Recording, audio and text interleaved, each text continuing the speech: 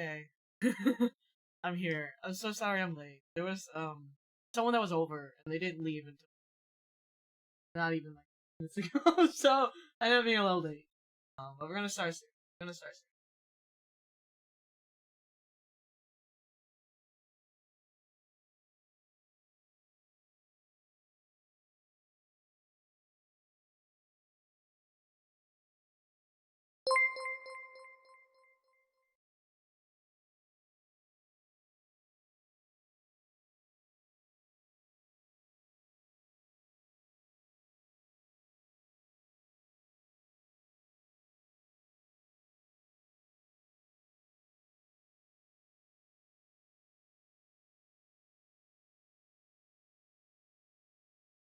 Alrighty. Hi everybody. Let me turn this down a little bit.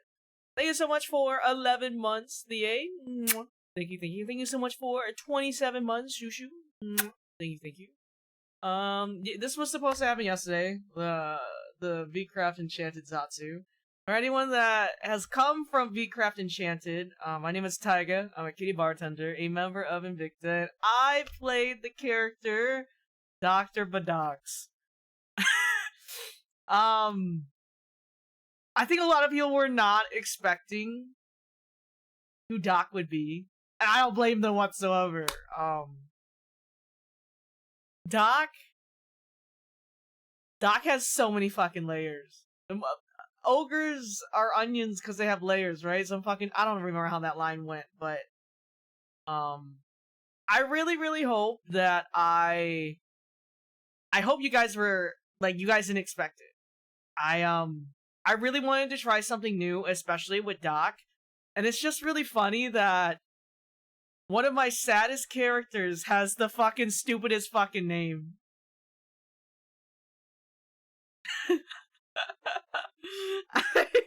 One of the saddest characters I've ever portrayed, and one of the dumbest fucking names, man. And oh man, I did that to myself though. I have no one to blame but myself. For inner lore, for the reason why his name was Bud Doc, besides the fact that I wanted something stupid, his cousin is Officer Ben Dover from Los Santos, and the initials are BD, and I thought it'd just be funny to continue the BD trend. So the next character I play is probably also gonna have initials BD, because I just think it's funny. Could have been worse. You're gonna actually go with Dr. Feelgood. It's true. Hello, welcome in. But yeah, if you guys found me from VCraft Enchanted, thank you so much for coming by to see me again. I hope you guys are excited. We're gonna go through a lot today. We're gonna talk about a lot, I think. Kind of. I'm sober today, so we'll talk about a lot. Thank you so much for 20 months, Helly. Thank you so much for 9 months, Leo.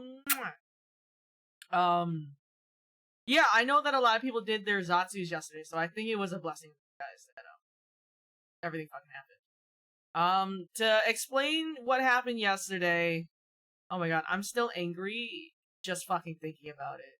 It's so fucking stupid, guys. So, if you guys saw my tweets yesterday, I got into a car accident. And it wasn't my fault. It was 100% not my fault, okay? Like, I have zero fault in this situation. Now, I was driving to... I think I was driving to get food after I had to go pick up some stuff. And I was at an intersection. Mind you, it was heavy fucking traffic, okay? The traffic was fucking insane. And the light was yellow. And, like, this is usually what happens when a light is yellow, okay? It's either I speed and make the light, or I look in front of me and check the traffic to see if I could do that. Now, there was so much traffic, so even if I ran that yellow, I would have been hanging in the intersection. And then people would get more mad because they wouldn't be able to cross the fucking street. So, I did the smart thing to do, and to slow down, and it turned into a red light. Okay? It was a red light. I was chilling there, and suddenly, bam! I literally was like, what the ever living fuck? I get out of my car, okay? Someone fucking rear-ended me. And it was a fucking 2012 Volkswagen Jetta. Oh Oh my god, I was livid, okay? Especially because the light was red. This guy was about to do a hit and run. Okay? And the craziest fucking part, this man had the fucking audacity to come out of his fucking car and tell me, most people run yellows. I'm looking at this fucking short stack of a man. I was like, are you fucking stupid? Do you not see that there is no room for my car up there? It was also a red fucking light.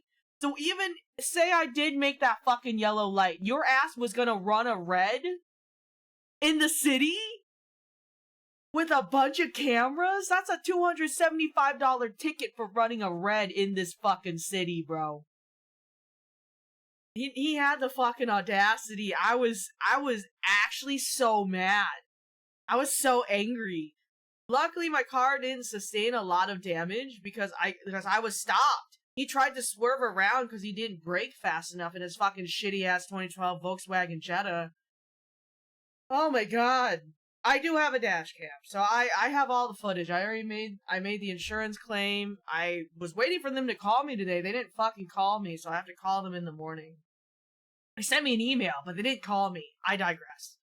And I had to go to the police station. This man, I was like, okay, so let's go pull over so I can call the police. And they're like, oh, you don't have to do that. Okay, California plate. You already pissed me off for being half my height. You're gonna piss me off even more if you do not pull your ass over. And I call the fucking police. Ooh! Tyga was very angry yesterday. I was not having a good fucking time yesterday. So, I make this guy follow me and, like, pull over somewhere. We turn on our hazards. I check the damage. He, like, hit me enough that, like, the plastic of my car got fucking jutted in and there's a bunch of scratches. And I was like, bro, dude, this is a new fucking car! Oh my god, and then and I could tell that his car has gone into so many fucking accidents, okay? And I was just even more mad. I was so angry. I was so angry. Don't feel attacked because it's the audacity of him trying to yell at me when I was twice his height. Like, that was really what pissed me off, okay? One, you don't even go here, bro. You don't even go here. Two, if you're gonna drive that crazy, drive it in your state, not mine. Oh god. Oh my god. So then I call 911, I finally get connected to someone, I explain to them the situation, right? They're like, well, this city doesn't really send cops to check these things, so you guys don't have to go together, but you guys can go make a police report. So then I went to go make the police report. That took over an hour. That shit sucked, but I got my police report. It's 100% understand. I'm glad you're okay. Yeah, I mean, I've had worse. I've had worse. Fuck, was I angry? Your anger is 1000% valid because there's no way he's acting entitled after he hit you. And that's what I'm saying, right? It's the fact that he told me straight up, well, most people run yellows. Bro, just say that you break the law all the time. You're saying this shit. You're saying this shit in front of my dash cam. I can use this footage, bro. Oh, I was so mad. He did not go with me to the station. He drove off. But I got his license plate, got his ID, I got his insurance. I didn't ask for his phone number. I didn't want to deal with any of that shit. But yeah, we'll see what happens. Hopefully my new car gets fixed. I'm just gonna make his insurance pay the fuck out. So, yeah. But I did not eat the egg tart. Luckily, the police station I went to was like right next to Chinatown, and I hadn't eaten yet. So I went to the bakery, and I was like, wait, today is National Raccoon Day, which means my ass needs to go get a fucking egg tart. So, we got an egg tart. Yes, I think I saw someone in the chat get worried. They're like, oh my god, I thought this was a local bakery. No. This is not a local bakery. It is not a local bakery. So, we're back to our original keyboard. I really miss this one, actually, because it's so much fucking smaller. We got an egg tart. It's right here. Egg tart. And then we have a focaccia. I don't know what meat is. We got a focaccia. Hey, we're 44 months, I bay. So, we have an egg tart. I felt like I had to, right? Like, I had to get an egg tart. Time to cry again? bro. Okay. So let me explain the story of Dr. Badox. Okay, I know that a lot of you guys found me from Vcraft Enchanted. The amount of emails and DMs I got of people just saying, "You angsty son of a bitch." I'm sorry. For the people that have been following me for a long time, a lot of people know that my favorite genre is romance. I love romance. That's usually like if I'm like looking for like things to read, I'm usually looking for romance. Now, I love me some fluffy romance, but like the tags that I'm the most interested in on fucking AO3 is hurt, comfort, enemies to lovers, angst, depression, slow burn. Okay? I love tragedy. I love when it makes you feel. Okay? So Dr. Badox, okay? How do I explain him? It's so funny, like, thinking about it now. He was planned to be really silly. He was actually planned to be super funny, super quirky. He was supposed to be really fucking weird. He was supposed to be so fucking weird. And I think I pulled that off pretty well. At least for, like, any, like, role-playing scenarios, when you have to introduce yourself to other characters, that shit is awkward every single time until, like, you get to know each other's characters, right? So I think I made him awkward as fuck, and I'm really glad that, like, that shit worked in my favor. Because no one really, like, I wouldn't say, like, people didn't take Doc seriously, but I think people never expected Doc to do anything. You know? Like, they never, like, expected Doc to fight. They never thought that they just thought that Doc just does whatever he wants. And that's kind of what he did, you know? He loved saying hi to people, and, he just wanted to be needed. Bud Doc's story, there's not too much that was fleshed out at the start, but like as we continued to play, it made me realize that Doc just wanted to be loved. He didn't know what type of love he could get. He wanted all of it. Every single one. He was greedy. He knew that people were happy when he helped them. Maybe that sounds manipulative or selfish at its core, but he just wanted people to look at him. He just wanted people to see him, and if it required him, you know, doing more for that type of attention and love, he did it. He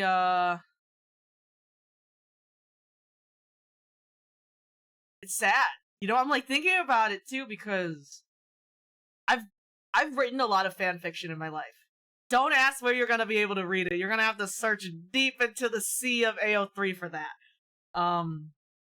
But Doc might be one of the most tragic characters I've written because I never planned for him to get attached. That was never the plan. He was planned to be a yearner. But he was never planned to get attached. And I think that how Vcraft kind of just like it just fell into place. Like it made sense for him to become attached because his whole dream was to be a cat, right? And at first it was getting attached to New Witchington. And then after that, it was getting attached to the townsfolk. And then it was getting attached to specific people. And then it was getting attached to a specific town. And it's crazy too because like I think it just fell into place perfectly with how he was created. What surprised me was the way many character stories and development connected so well since everything was... Yes, everything was basically improv except for, like, events, right? So, a lot of people... for at least, like, for people that have never, like, roleplayed before, a lot of the things that us streamers have to do, even though, like, let's say, like, the acting and, like, the speeches and the talking is, like, 99% improv, the actual events require so much coordination. Like, I was the one that brought up the idea for the court case. I brought up the idea to Omi, and then Omi and I were the ones that basically planned everything. So that took, like, coordination with, like, Calyx building the courtroom, and, like, setting up the council, getting, like, all the jury, the prosecution, the defense. Like, it took a lot of work. A lot of the events and, like, moments in, NVCraft Enchanted took a lot of us planning and talking to each other. So, it's tough because I think I'm really happy with how the court case happened. I just think that, like, it just sucked because, like, the situation for the court case, I think we initially planned it to be way shorter, for one, and we thought that the defense and the prosecution would get it done. Yes. Calyx crashed out a little bit about you accidentally breaking his immersion by saying he built it when Calvin discovered it. So, now that, let me explain what happened with that. So, the reason why I accidentally broke his immersion was, I'll be straight up because it happened on my stream. I made a statement about it on Twitter. I didn't name any names, but, this is why, like, us streamers, especially the roleplay streamers, put so much emphasis on pigeoning and metagaming, and, like, please do not do it. I had, people from his chat, I don't even want to call them his fans, because, like, if you're a fan of your Oshi, you wouldn't do this shit. And, you know, they just kept coming into my chat and then kept saying that, like, you know, I was, like, fucking with his build without his permission. And I'm trying to explain to them without trying to break immersion that, like, no, like, if you were there for, you know, the day before, like, you know, we had a moment and he explained to me that I could do whatever I needed to this area because he found it. And, you know, we already have, like, a Discord where we discuss these things. I've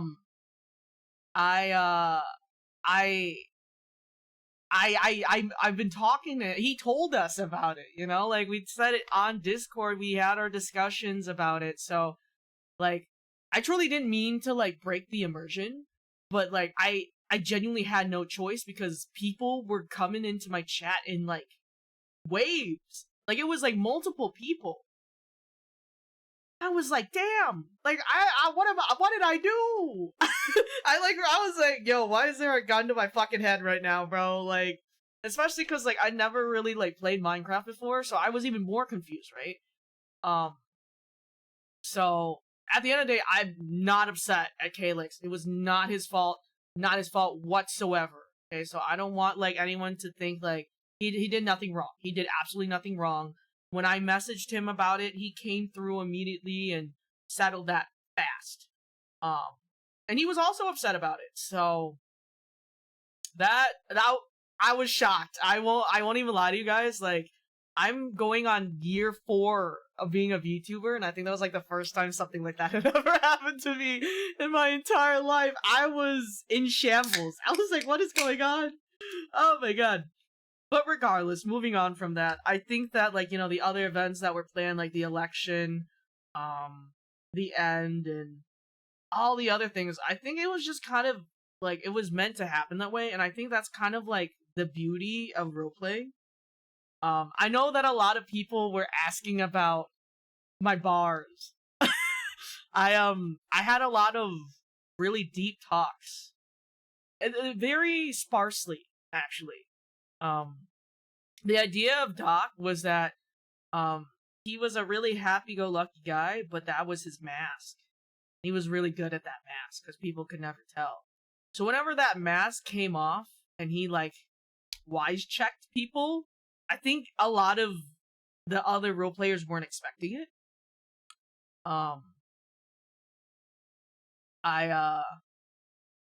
a lot of the things that I said were on the fly. I think the only thing that I wrote and like read was actually the bonfire talk. So like the speech about the burden of being the bigger person always falls on the wronged individual. That was all improv.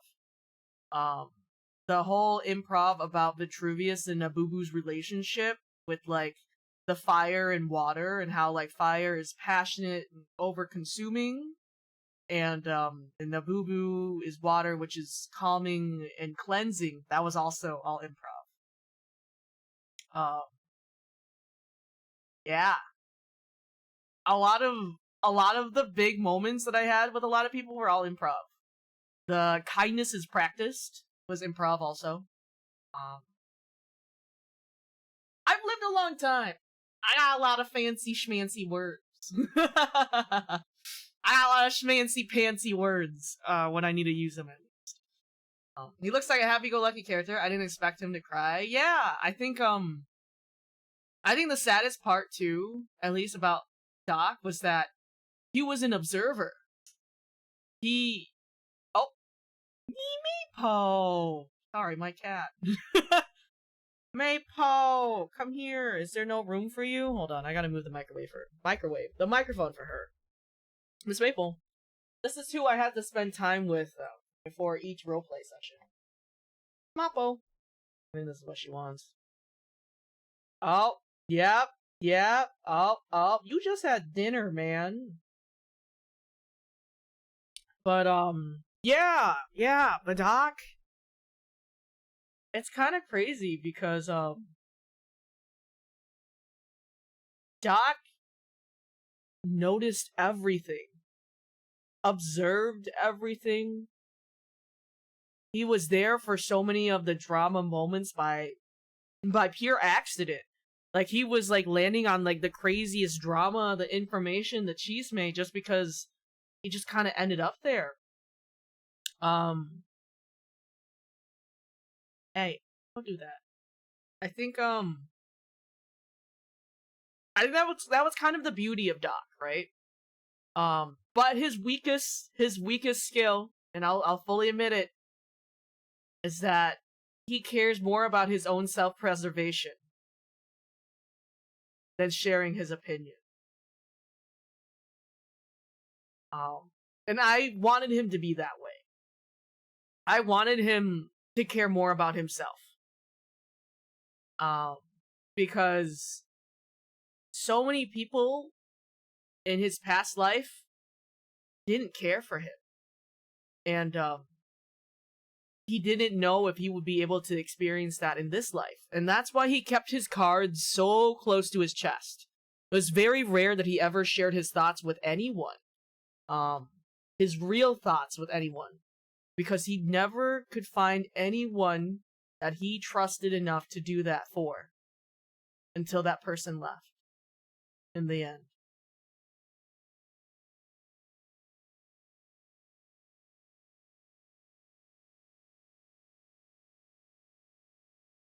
And what if I just cried?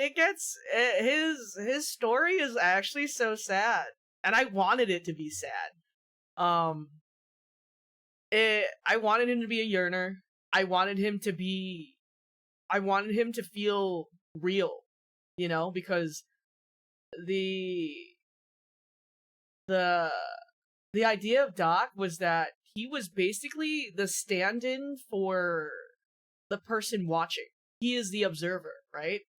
So the idea of his character was that everything that he experiences is basically what you guys experience watching.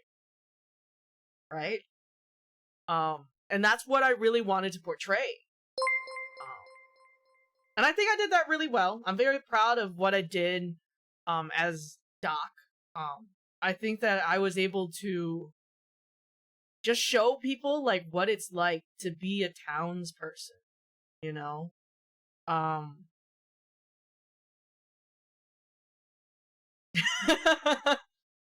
Crying, throwing up, Doc is a yearner just like me. Hi, Synth. There's so many layers to his character. So many layers. I actually love him more than the character I played in GTA roleplay, which is Bend Over, which is his cousin. So if you guys did not know, Bud Doc's cousin is Officer Bend Over in Los Santos in GTA. And the reason why that they're connected is because their initials are BD, Bud Doc, Bend Over. Bend Over's character is much more sardonic. And like Los Santos itself was really funny. But I think the one thing that I can really, really, really, really appreciate for VCraft Enchanted is that a lot of the people that were invited really locked in. Like, they locked into their characters. And I'll say this, you know, like, it's crazy too, because I don't think a lot of people understand, like, how the human mind works. I think that the role-playing, we kind of just, it was just, like, in and out, you know? We'd wake up, we'd work, and then we'd go back to playing our characters. Your cat, yeah, she just ran away, but she'll probably come back. What do you call it? Everyone just, like, really locked in with their characters, with their storylines, and, like, people worked so hard to bring these characters to life, and I have so much fucking respect for everyone that was a part of VCraft Enchanted. It felt real. And whenever you do role-playing, it ends up landing into something called method acting. And if you don't know what method acting is basically like, you know, you become the character, right? And that's kind of just like what happened. Like, so many of us got like immersed so much that we truly became the character. Our thinking became the character. So in Bud Doc's epilogue, I know that a lot of people finished their story in day 12, but Doc didn't finish the story until episode 13. Okay, day 13. Because he's the observer. The story's not done for him until everything's over. And all the tears that I cried as Doc in the epilogue were real. Every single tear was real. I truly felt like Doc in that moment. I lost the person that I trusted the most. Even if he didn't see me that way. You know? And I want to, like, really emphasize, too, that, when it comes to relationships, you know, romantic is not the most important relationship to have. You know? One of the best relationships you can have is platonic. Found family. The love that, like, Doc had for Zealand transcended a lot of labels, right? And I think the main reason why, I don't know if you guys ever noticed this too. I really emphasize this with Doc too, okay? Whenever Zealand would offer something to Doc. Oh, I think ads just ran. I'll keep my mouth shut. Oh wait. Oh man.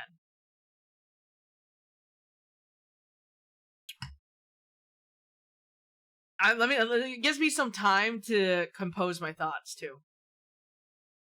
I guess I'll take this egg tart out. Ooh, egg tart. Egg tart. Egg tart! Egg tart. Fuck. It's okay.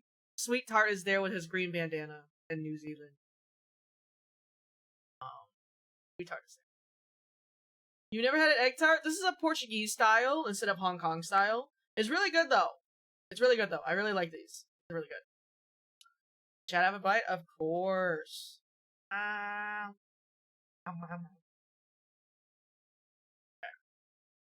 my god, it's so flaky. Mm-hmm. That's what's up. That's good. Alright. So back to what I was saying. I think ads just finished running. I'm gonna buy egg tart later too. I recommend. I love me an egg tart.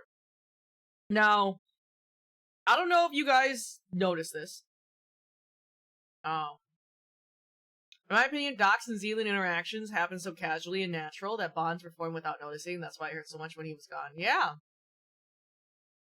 Whenever Zealand offered anything to Doc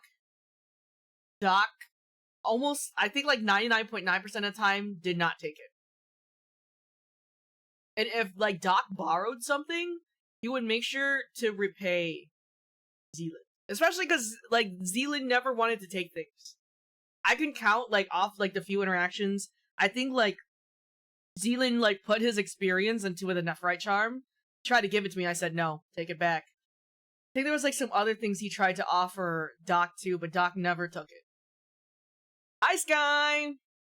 And the reason why Doc never took it, not because he didn't want it, but it was because he knew that Zealand never took anything for the things that he offered to everyone else. So Doc never wanted to be the person that took from him and never gave.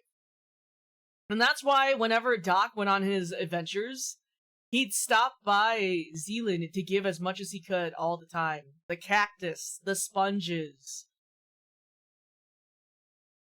Because he knew that Zealand wasn't given as much as he was giving him. So many layers to the character, guys. It's crazy. And I think the craziest part was that, like, I built this over the span of days. And, like, you don't notice it until, like, you know, I'm talking about it now, right? Where, like, even, like, the littlest interactions that you guys were probably like, oh, that's, you know, like, besties. So many layered thoughts to it. So many layered thoughts. I was one of the only people, because I was technically listening into the townspeople meeting and being a chismoso. And I heard Zealand say that, you know, if they came back, he'd leave the town. And Doc was probably the only one that took those words seriously and to heart. Because once he brought it up to everyone at the end, people didn't remember. And if they did, they didn't realize the depth of the situation, you know? And I think that was, like, one of the beauty of it. Like, Doc was probably one of the few people that really took everything seriously. But he was probably one of the most unserious characters in New Witchington. And I think that's what made him so beloved. And I love him. I love Doc. I love Doc so much. I loved him. And that's why even when Zealand was asking his questions, Doc would phrase them in a way that would be funny and silly instead of bone-crushing reality. Because he knew what the consequences were. And when he said that the ending would be kumbaya, he knew that Zealand was going to leave. He already knew. He already knew. At the end, when we were all at the circus, on day 12, and he saw Zealand for a little bit, and then saw Zealand was gone, he wanted to go look for Zealand. But he didn't. Because he knew that his favorite person had to do what they had to do. So when day 13 rolled around, and he went to the community workshop with Vitruvius, it wasn't him finding out that Zealand left. It was him confirming his suspicions. Crazy layers. Crazy layers. I would love to do another Minecraft roleplay, but I would want to do it with the VCraft Enchanted people. I'm attached to them too much now. I can't imagine doing it with other people. Is that bad? Doc knew that the consequences would be severe. Everyone else thought there could be a rebound with that stance, and it's true. And I don't even think there could have been a rebound. You know, I think like the way, you know, us talking about it in like the server and stuff. You know, Calvin being the last character Zealand saw, I think it was meant to be that way. Like Zealand picking the wrong answer, like I think it was meant to be that way. I don't know if Doc could have changed Zealand's mind because Doc would have wanted Zealand to do what would have made him happy. He wouldn't have forced him to stay in New Witchington. Um, it's crazy. It's genuinely so crazy. Thank you so much for 35 months, Tenny. But yeah, bite up egg tart. Mm-hmm. That's a good fucking egg tart. Damn. That's good.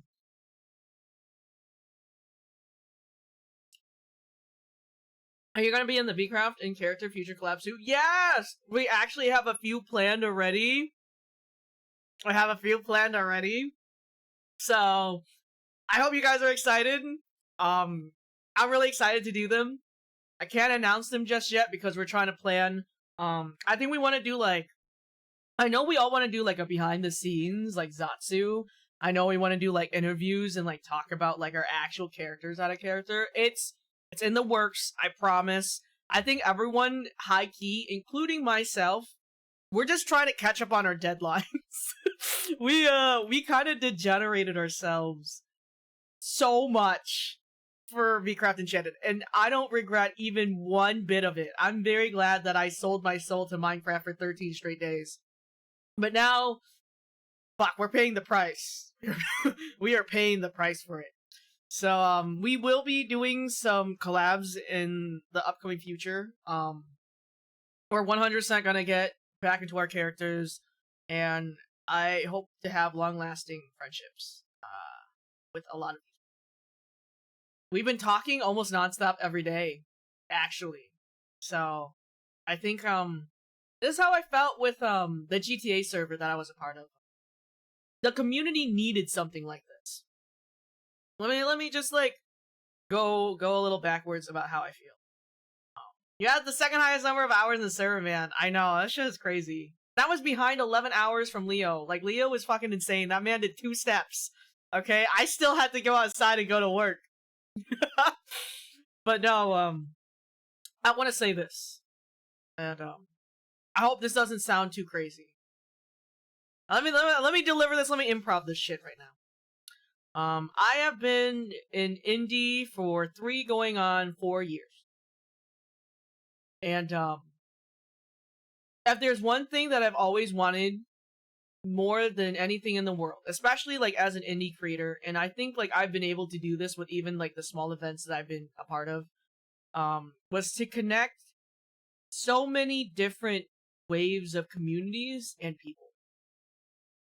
And, like, I think that the VTuber scene needed something like this. Needed to see the connections people can build, the things that we can show to the world. And I think that VCraft Enchanted is something that is so perfect in its own way. And there's definitely, like, improvements that we could have done. But the community needed this shit so fucking bad. You know, like, the anniversary of the GTA roleplay came around, like, at the end of August, and, like, I was just thinking about how much I missed community. I miss, like, hanging out with people just to do stupid shit. I miss just collab. What the fuck? Sorry, I think my cat let a fly in here. But, yeah. I just... God damn it! No! Not again! This always happens to me. And it's still so fucking hot, so flies are everywhere. You know, you take out the trash, and then they fucking fly in, and it's like, bro, come on! I was getting really into my speech! Oh my god, I'll kill it later. But, yeah, no, I think we really needed this. I really want there to be more stuff like this. I hope that people enjoyed every facet of the people that were involved, whether it be Niji, whether it be Holo, whether it be indies, whether it be, like, you know, other, small, companies out there. Like, we needed it. We needed this. I loved Mr. Mayor's speech at the bonfire. Felt like he was not only addressing the community in game, but also the English VTuber community as a whole. I agree, because at the end of the day, we are not anything without the communities that are behind us. And, you know, a lot of people are kind of just like, no, like, you know, you're your own self, blah, blah, blah. When you choose to become a VTuber, okay, there's 2 paths. I've said this for years now. First path. You do it as a hobby. You do it for fun. You just do it for whatever. Okay? Second hobby is when you make it a career. You make it be a part of your everyday. We are quite literally nothing without our communities. The people that watch our streams, the people that make the clips, the people that make the art, the people that talk about the things that we do. We are nothing without our communities. And I think the best part about VCraft and Champ.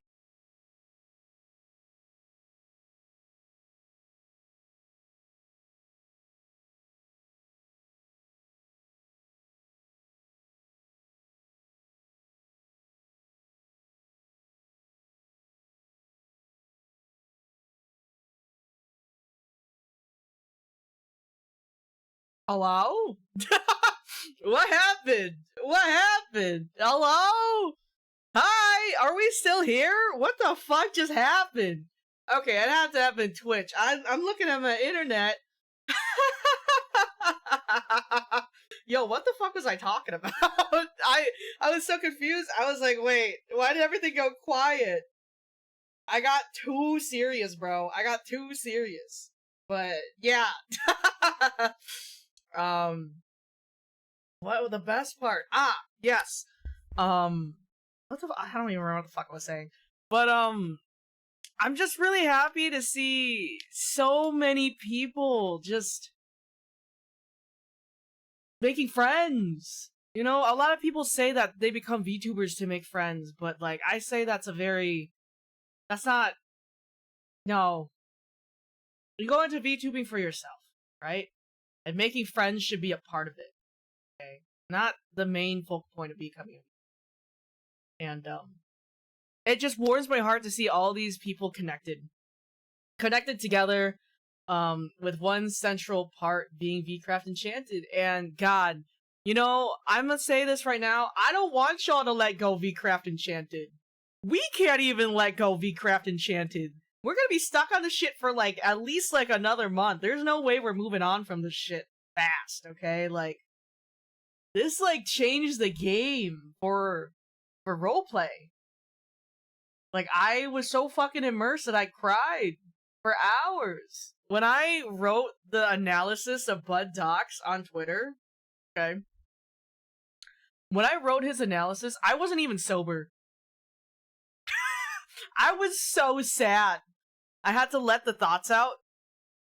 And I really I think I sat down and I really, motherfucker. I had to really lock into Dox's character. You know, I had to show you guys who he actually was. You know? Because there's only so much you can see from how many point of views there are, right? There's 3,000 fucking hours added together with all the fucking streamers, so.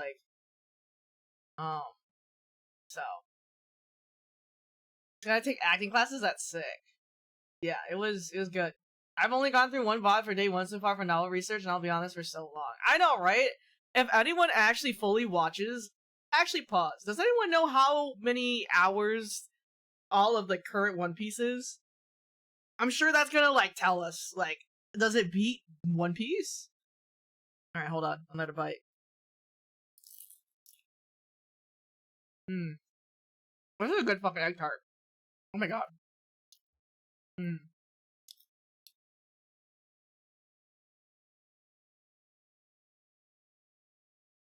This fucking fly, bro. I do not want to punch my monitor, but it's getting close.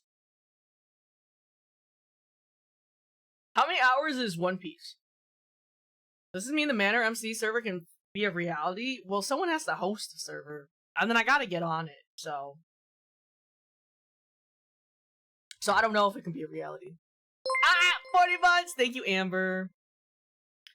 40 people, 13 days, 12 hours per day. I think it's 154 hours the server was up, so. Yeah, knowing you, Taiga, would bend over, I was waiting for Doc to have that angsty edge and heavy backswing of a story. Yep.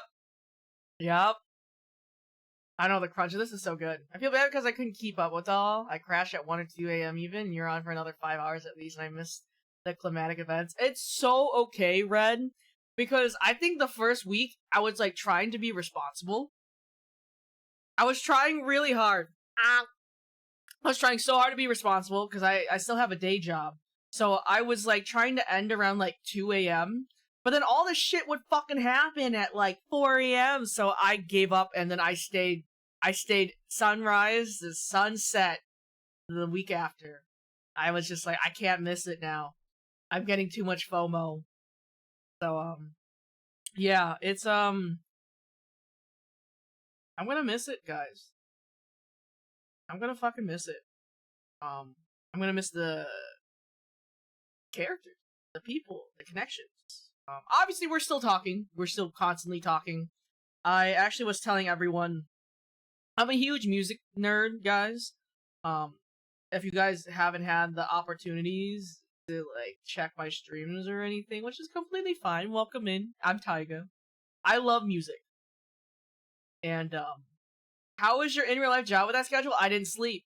I don't remember which specific days it was, but there was like 2 specific days that I just didn't sleep. It was like 48 hours. I was awake for 48 hours. Yeah. I was working on making character playlists of most of the characters. At least the ones that I interacted with a lot. I was making playlists of songs. The songs for Doc are actually so depressing. Doc has some of the most depressing songs on his playlist.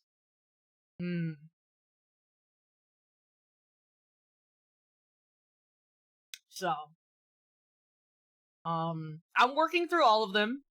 I'm finishing up Doc's really soon. I'm working on Zealand. I'm working on Calvin. I'm working on Vitruvius, Nabubu, Lamp. So, I will be putting these all on Twitter or in our Discord too. I'll probably talk about it on stream also. So, why are Doc and I twins? Yeah, so Doc's actually main theme song is Fallen Angel. You're working on La Boo Boo? I'm holding the first ever 24 karat La Boo Boo. Something, I don't fucking remember what that lady said. But, yeah, Doc's theme, like, his main song is actually one of the most depressing songs ever, but it's probably one of my favorite songs of all time that I listen to often. If I had to ever cover another song, if I was held at gunpoint, I had to cover another song, it would be that song.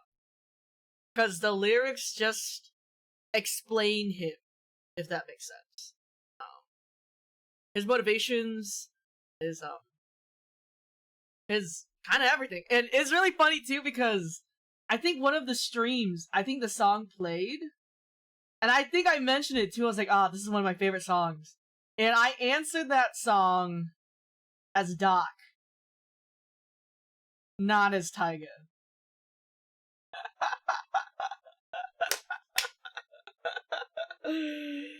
Oh, that's so funny. Oh my god, just thinking about it now makes me laugh.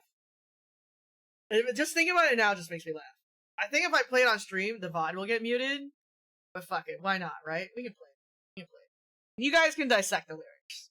Let me see if I can catch this fucking fly now. Hold on. Alright, bitch. Got him. I lied. I didn't get him! No! I'll get him one day. Alright, hold on. I'll play the song. Let's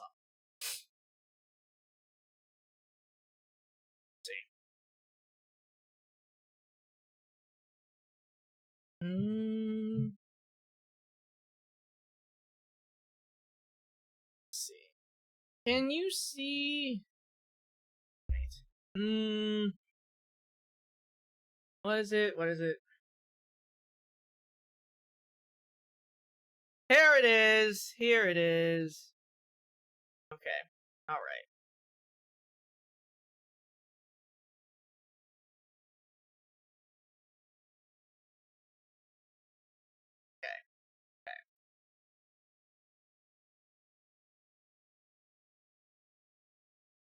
Okay. Are we ready? Do a cover instead of the song? I can't sing, bro. I can't sing. Especially this song is really hard to sing too. Alright. Okay. Can we see this?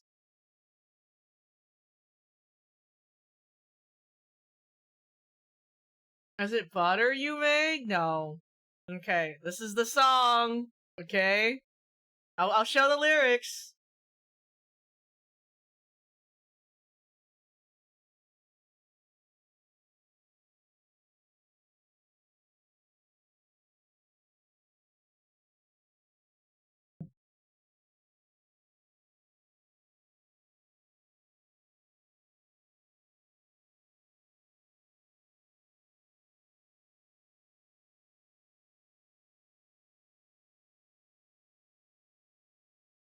I love this song so much.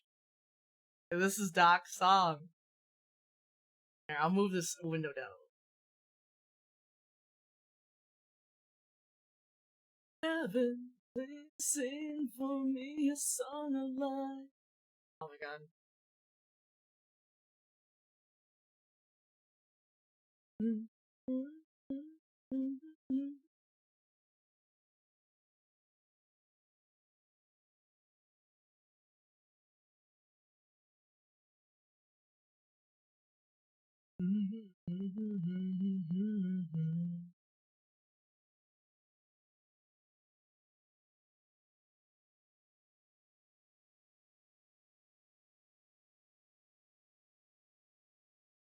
So close, and it's you that I believe in, so close, but far away, so far I can touch, I'll hold on, 'cause it's you I love so dearly, when the rain, the storm, and all is done, caress me with your sweet love.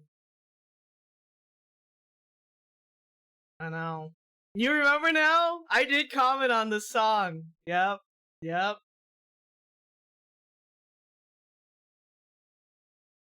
Why is it so perfect? I know. The lyrics basically describe him perfectly. It's crazy.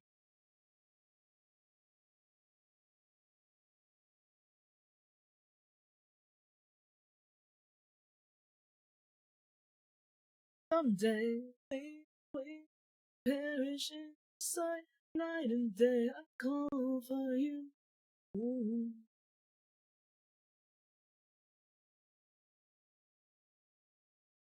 It's still probably my favorite Panty and Stocking song too. The song is so good.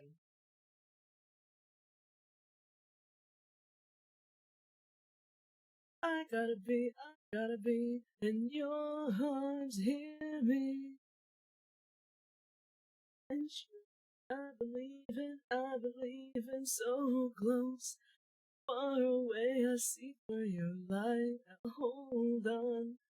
You, my heart is the wind and fire, and all is gone.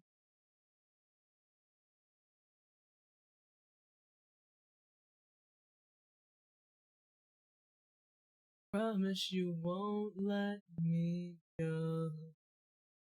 I'll never betray in the end of time. Still, my love's gonna be there. Crazy.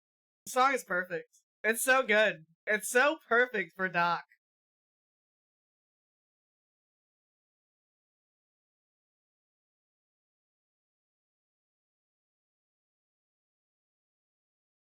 And this isn't even like, this is just one of the songs in that playlist, guys.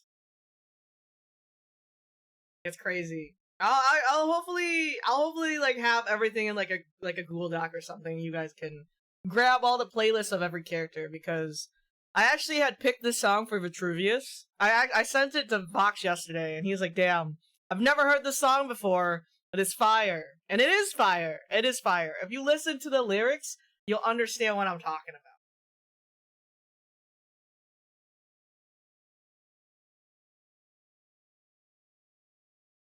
And I listen to this song a lot too. It's one of my favorite songs ever. Okay, like this song for Vitruvius and Vitruvius II, like his relationship with his dad, it's perfect. You gotta like really read into the lyrics. I don't know. Egg tart. Mm. Mm.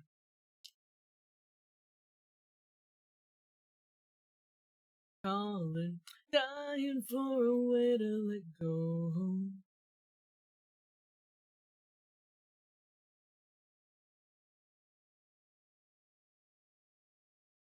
Mm.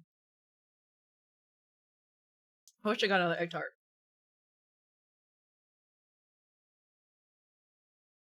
A bestseller, first edition of a lip read. Gold killer, big teens. I'm on the edge, I'm exactly where you want me. Exactly where you want me. I'm exactly where you want me to be. I hope Dr. Badox gets fan art, so I hope he gets fan art too, and I've gotten some, it's very cute.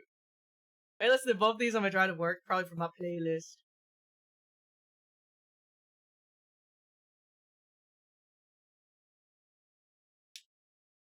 Seems like I'm serving you well.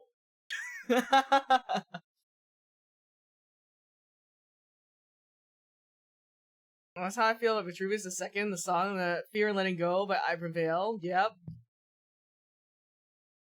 You want egg tart.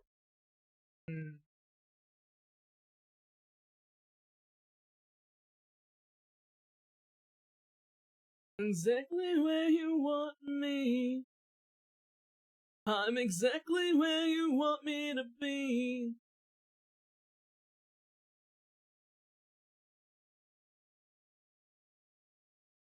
The front seat. There's a piece of lore I couldn't tell you about Vitruvius and his dad I couldn't tell you during the event by Doc, because Doc didn't know. This is Spectator by Friday Pilots Club. Please listen to their music, they are so good. Ready?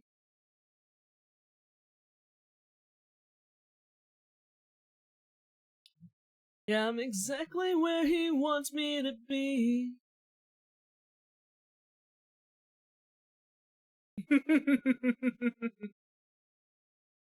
Exactly where he wants me to be. I'm telling you, this is so Vitruvius 2 core. But yeah. She wants the egg tart, okay? They have to get the final bite, Miss Maypo. Acha, hey, put those paws down. Acha, sniffa, sniffa.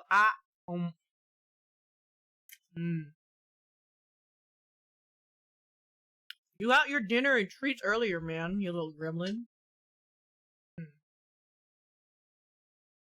But yeah, I have a lot of songs. I hope you guys will also fall into my love for music, my addiction with music, and I think one of my favorite things to do. Oh no, a raid during the ads! Oh fuck, the raid during the ads! Welcome in, raiders. That's our doc, Sir Eve. Sir Eve. Sir Eve, welcome in, raiders. My name is Taiga. I'm a kitty bartender, a member of Invicta. I hope you had fun playing Marvel Rivals, and thank you so much for raiding into me. I think ads are gonna be done in like 30 seconds. I'm so sorry. I'm so sorry. Oh my god, I hope they'll be done in a second. They're gonna be done soon, I hope. But, oh my god. Sir Eve! I'm Doc. But, welcome in, guys. Welcome in. Hi, Doctor. I hope the ZATSU has been going well. It has been going well. I hope you had a wonderful stream. And again, thank you so much for raiding into me. For anyone that doesn't know who I am, I am Taiga Chama, kitty bartender, a member of Invicta, and also Dr. Badox in VCraft Enchanted. I was telling everyone how tragic Doc was as a character.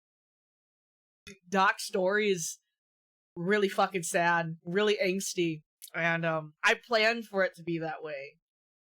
I needed him to be so sad, depressing, angsty, but no one would have expected it. And I think that was kind of the best part about it. So. A doomcore Doc and not in the music genre style. Yes. And this is my cat, Miss Maple, so if you guys ever heard my cat during the streams, this is her. Hi, my sweetie baby angel. My sweet baby. Yeah. Don't push me around. But yeah, we're just talking about stuff. Did you have a VCraft Enchanted ZATSU yet, or did you already have it? I know a lot of people did it yesterday. I was gonna do mine yesterday, and then I got into a bunch of shit, and we're doing it today. So this fucking fly, bro. Where's Oliver? He was actually chilling right here, but then, my brother came home, and he loves my brother more than me, even though I brought him into this world. And I got the fly. Let's go. Yeah. He was here, though. Did mine 2 days ago. I saw the tweet. I hope everything is okay. I'm chilling. I was recounting everything that happened. It wasn't my fault. There's not a lot of damage, but goddamn was it annoying. These people, you just want the crumbs, you little... This is the greed they talk about in the Bible, you know? But yeah. No. Doc is someone that I'm gonna hold close and true to my heart. You birthed him and he hates you. That's what I'm saying. He only loves me when my brother's not here. It's crazy. Little bastard. I loved Sir Eve. I didn't really get to talk about this, but one of Doc's favorite moments, I think, was being able to give you and Boog the moths. One of the main things about Doc's character was giving, and just seeing like the happiness on you guys getting salt and pepper. It was worth it. It was worth it. So, thank you so much for being a part of VCraft Enchanted, Sir Eve. Very thankful. Yeah, I'm really glad that the moths went to someone that loved them. But yeah, if you guys have any questions specifically to like VCraft Enchanted, or like some specific scenes or like moments, like I said, I think almost everything I did was improv. All my speeches were improv. I love that moment. Thank you for my first mount. Of course! I really wanted to get you guys the ladybugs. We just didn't have any time. Because I went to this, when I was swimming 5,000 blocks away from town, I went to like this island with a bunch of fucking ladybugs. They were like everywhere. And I really, really wanted to take them home for you guys. And like a bunch of turtles too that I was ran out of time. But no, a lot of people were telling me that one of my final speeches, because I had the final speech at New Zealand where we made the pond, and then I had the speech that I had with Vitruvius at Sunrise about the burden of being the bigger person. I wasn't watching, but the question is, were you min-maxing in Minecraft? I don't think so. I was honestly just hoarding things. I think maybe the only thing I min-maxed was fishing, but that was about it. Because I didn't understand anything else, and I didn't care to understand anything else. I was here to roleplay. Roleplay first, Minecraft after. Hi, Noah. Thank you so much. Welcome in. But, yeah, dude, like, I loved it. Oh my god. It was so good. It was so fucking good. I loved every single minute of it. I loved every single minute of it, genuinely. Helped a little with the min-max fishing. It was worth it to get Vitruvius 2 shocked with the response to another Star Hook. It's true. Would you do it again if the opportunity presented itself? Yeah, 100%. If a season 2 of VCraft Enchanted happens, best believe I'm taking PTO. I'm taking PTO. I'm taking PTO. Not one person can fucking get me out of this office, man. I'll do it again in a heartbeat. The whole speech about, you know, being the bigger person and the responsibility of it is something that I've pondered over for years. That speech was actually something that was a culmination of the events that happened in New Witchington, but also in my personal life. You know? In my personal life, there were so many moments where I took the road of being the bigger person because I had no choice.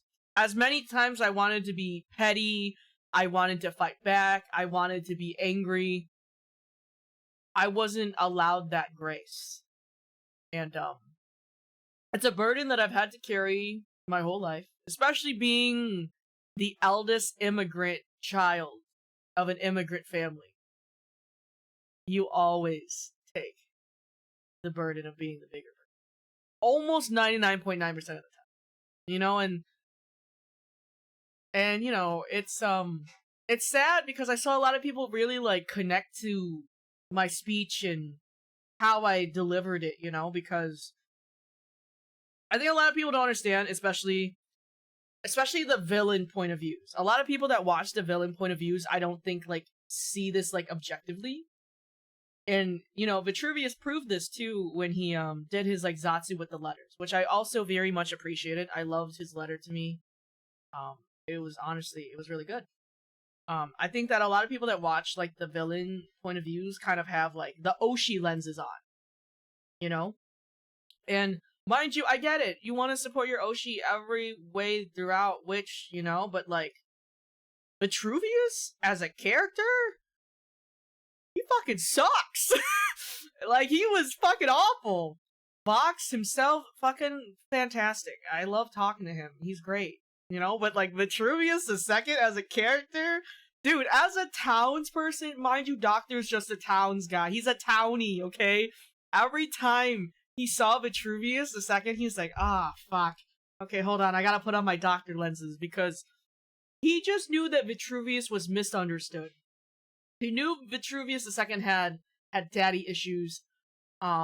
He just knew that Vitruvius needed help. You know, and Vitruvius didn't know how to accept help. Does that make sense? So, being able to be the character to give him the talks that he needed, like, you know, hearing his final letter as Vitruvius II to Doc, when I got to listen to it after, like, work and stuff, like, it made me really proud of how I portrayed Doc. Because Doc would never judge someone for their actions, okay? I'm sorry, no, not judge. He was a judge. Doc is the type of person to always hear everyone out, you know? Always see things from their perspective before he says his opinion. So, Vitruvius might be the first person that actually ever heard Doc's true thoughts. I think he was the first person who ever heard his true thoughts. And it took getting to day 13 for Doc to finally release his actual thoughts about everything. So, yeah. I really, really hope that, you know, for, like, a lot of people that, like, you know, watch Vcraft Enchanted and stuff like that, like, they understand that, like, you have to separate the character from your Oshi, okay? We are playing pretend. Mind you, it is a happy family in our group Discord, okay? We all love each other. But as characters, okay? We are allowed to hate each other's characters. I hope people understand that, right? And when you play a character so well that you are getting different feelings and emotions from it, I'd say you did a damn good fucking job portraying what you needed to. And I will always give, like, my hat to Vox, because he really, like, he played the villain that was needed. And I think it was perfect. Genuinely.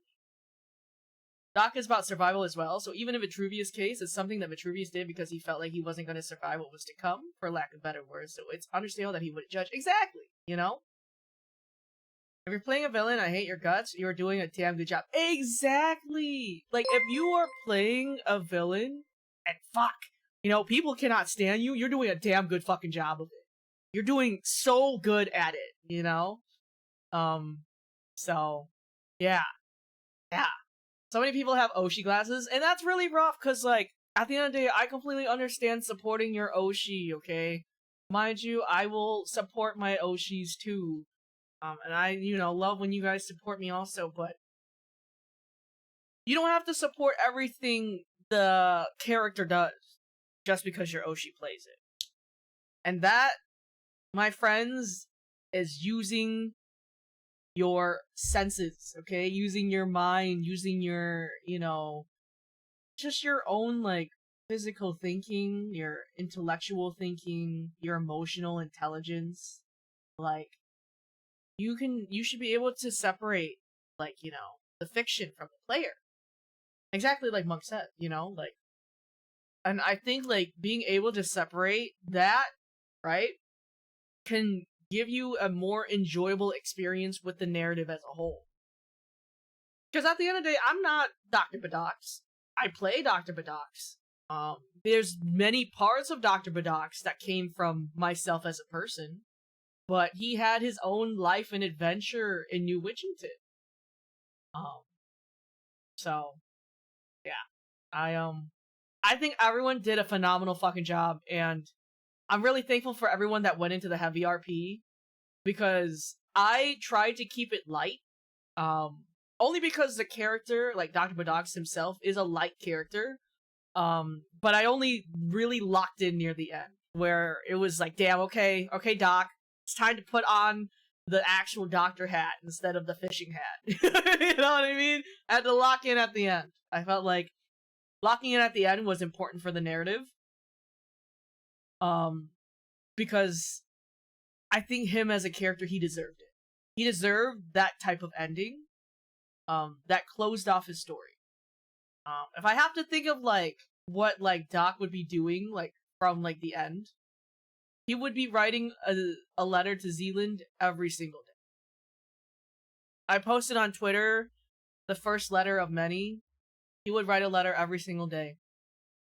Every single day. There'd be multiple chests around that pond of just letters.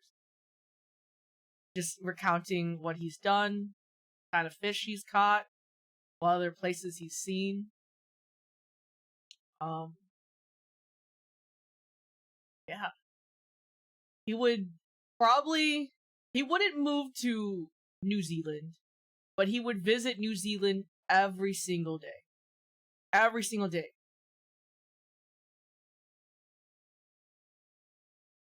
Yeah, you gotta tell us more about that post 13 bit, that timing. Oh! Okay, alright, let me... Okay, so let me explain what happened post 13, okay? So, thank you so much for 17 months, Taisei. So post 13, I think like I'm wrapping up stream. I was like, okay guys, I'm fucking tired. Why is that sandwich so evenly square? Well, this is a rectangle. This is a rectangle. But every day. If there's one thing Doc is educated. I also bought this sandwich. I didn't make it. It's all good. But so at the end, I end stream.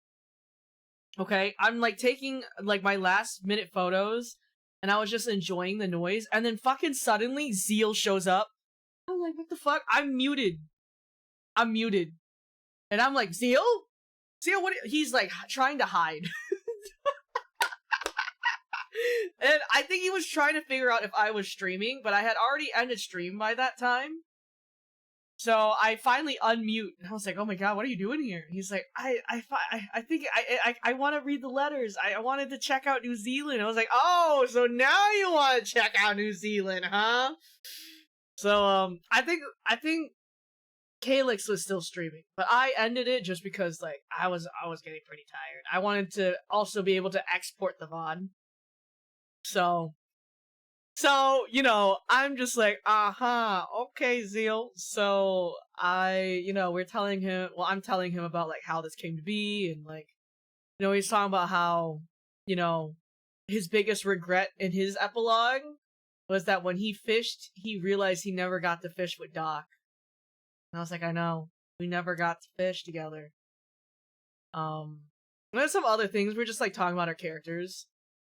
And, it was really funny because, I think, like, Zealand and Doc, I mean, besides that, like, I think, like, me and Zeal have really good chemistry. Like, really good, like, chemistry. Like, I think, like, we're, like, kind of, like, on the same page and wavelength when it comes to personalities. So it was really easy for us to, like, kind of, like, pick up on things. And, like, whenever, like, anything happened, like, we would bounce off of each other really well. And I think that's why, like, our relationship was just, I think, so profound, like, at the end. Because we just kind of had that type of energy with each other, you know? So while I'm like exporting the VOD and like, you know, checking in like Discord and stuff, he's like, I give him like, I think like 20 minutes to read his letters. He muted, but I think he finished his letters because I could hear like the chest opening and closing. So like while he was like going through, like I could tell that he was like reading them and stuff. I think at the end of it, I was like, so, are you crying? He's like, yeah, I am. He's like, yeah, that's what I thought. That's what I thought. So he also ugly cried. Don't worry, guys. He ugly cried from all the letters. I didn't read everyone's letters. Just waited for them to get posted.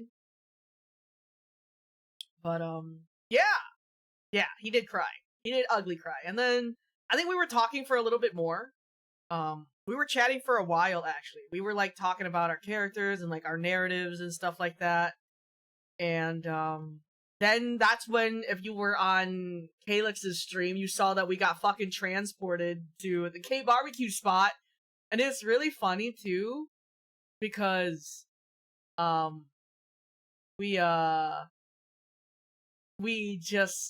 we were having a fucking moment. Like, we were having, like, a really, like, good moment, and then we got teleported. And then Luca felt bad. He's like, you guys want me to teleport you back? He's like, no, it's okay. The moment's already passed. The moment's already passed, bro. It's okay. So then, that's why we were hanging out, OOC at the end. But, it was really funny. If Zealand had asked Doc to go with him, would he? Yeah, he probably would have went with him. He probably would have went with Zealand, actually, I think. But I will say, I know that Doc would have went back to visit New Witchington. Like, he would have followed Zealand, but he would still go back to New Witchington to see all his friends. But yeah, he cried. Don't you worry, he cried. He cried, and he paid the punishment for making his chat cry. He did. I promise you, he did. So, and I don't know. I think it was just kind of like meant to be that way, you know. Thank you. He did make us cry. I know he did. Do you guys know how hard it was to take the role of having to deliver the news about Zealand not being there anymore? God, that was hard. It was hard. Oh my god. Alira and Boog felt the same? Yeah, I think Alira, Boog, myself probably would have followed Zealand. So, yeah, it was hard. And you know what's even crazier? You know what's even crazier, chat? It's the fact that the first person that Doc had to deliver the news to was Vitruvius II.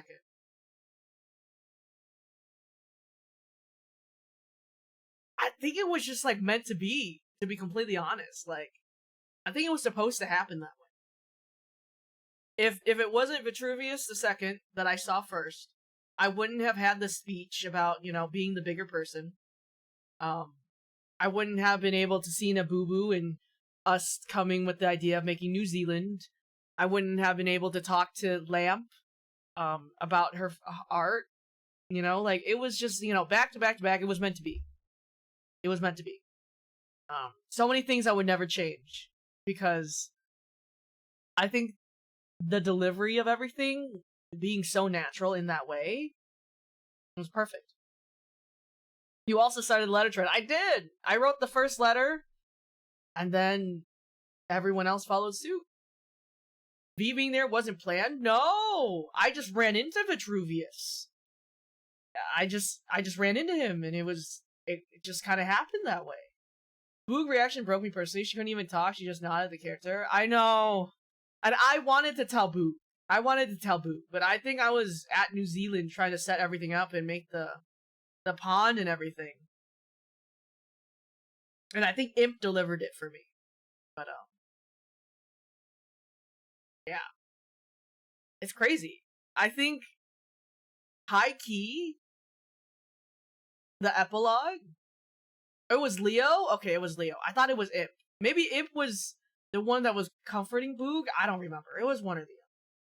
There was so many things. when Lamp ran out of the art gallery, I know, and I didn't even know where to find her, with Granny Manterva.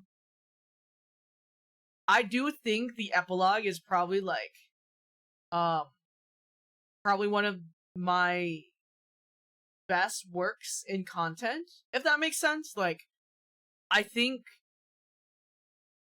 that VCraft Enchanted kind of like put me in a position where I could like really show like the layers of my character as like a person and just like as Dr. Badox. And again, very thankful, so thankful to Vare, okay? Like, if you guys don't know, I love Vare with all my heart. We don't get to talk all the time, but when we do, like, you know, I love that guy. And if it weren't for Vare, I would have never had the opportunity to be a part of VCraft Enchanted. And I thank him up and down for this opportunity, and I'm thankful that so many people were able to find me. I'm really thankful that people really liked Doc as a character. I poured a lot of myself into him. The yearning, the need for love, the attachment, wanting to escape, you know, like, a lot of parts of me really were reflected in Doc. I'll love Doc forever. I will love Doc forever. I really will. I'm gonna bite into this now. She's been sitting here for a hot minute. Mm-hmm.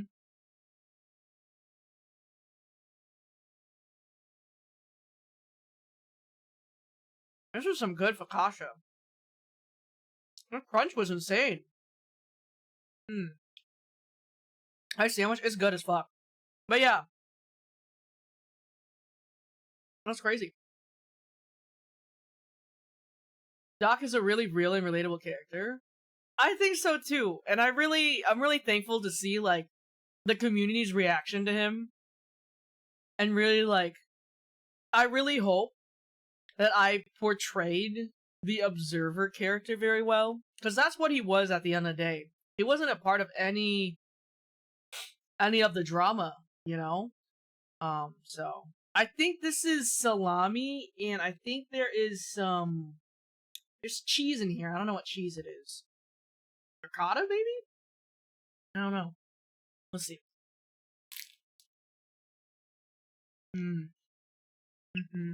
That's really good.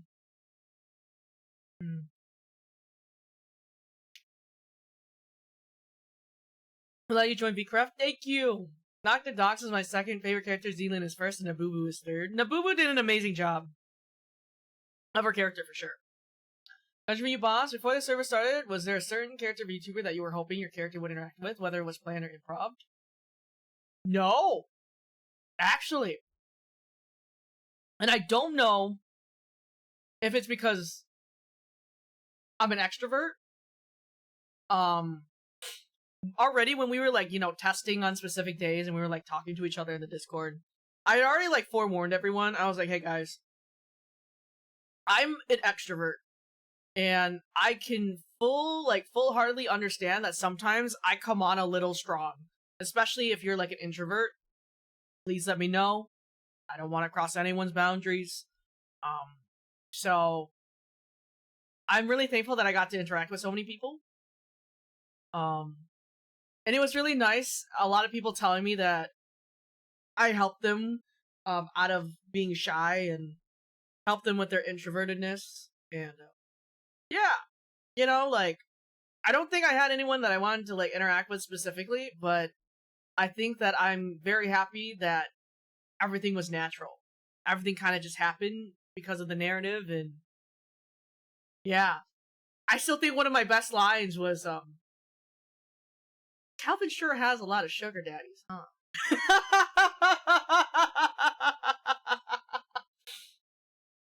And then at the end, I understand you, Kelvin. I do. I think 99% of people found me from the sugar daddy clip and the gay bee clip. Those two clips, for some reason, popped off so fucking hard.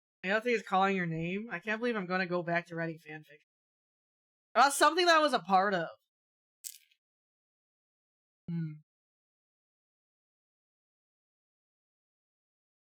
Hmm.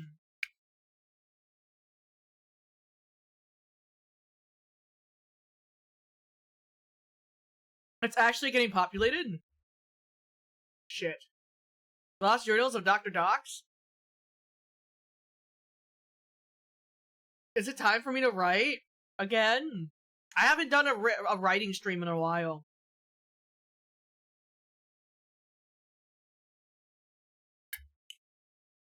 Do it!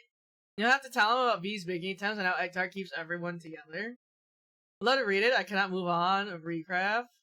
Fanfiction! I know. A lot. If you guys didn't know, for people that are new here, a lot of people have also found me from the fanfiction writing streams. I've written some crazy stuff over the years as a VTuber, because chat keeps begging me to write. Mind you, like, I don't even think I'm that good of a writer. But, those are the most productive streams in terms of writing. I love the streams, yeah. Yeah, maybe one of these days we'll go back to, we'll write some VCraft Enchanted fanfiction. Maybe we'll write, Life After Zealand. You get commissions for writing? Come on. You did? Yes. So, back then, I think it was like 2 years into VTubing, I did this thing called cracked fanfiction, okay?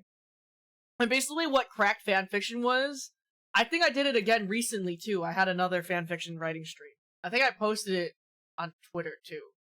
No, not on Twitter. On YouTube. I think I did. But basically what we would do is that we would put all of these tags, okay, these AO3 tags, and then we'd spin a wheel.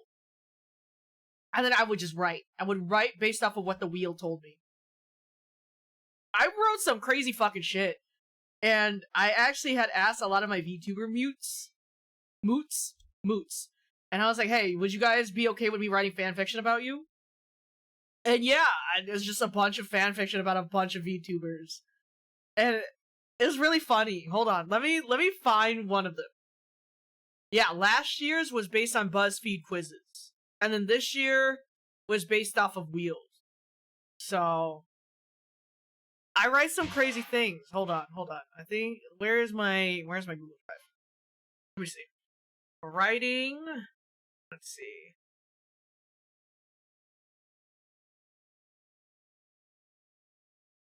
This one?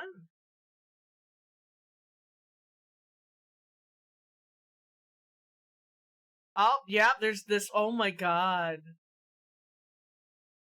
I've written some. Oh, fuck. Oh, wait, hold on. Let me find the other one.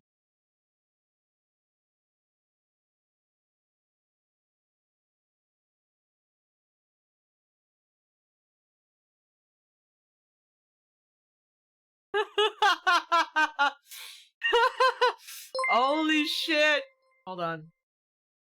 It's always been 10 months sold. Okay, let me find.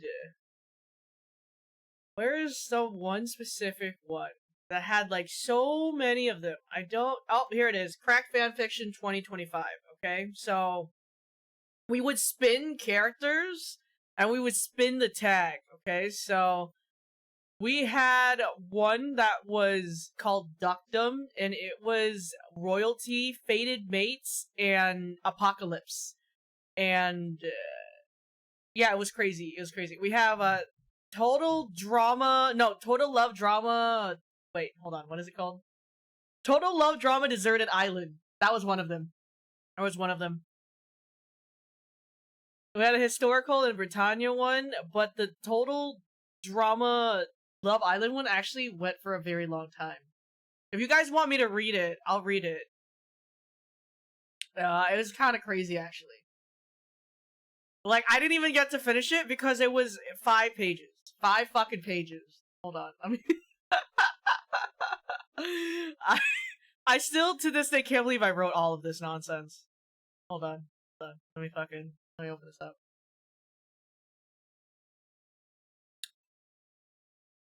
And I know that people were obsessed with this too.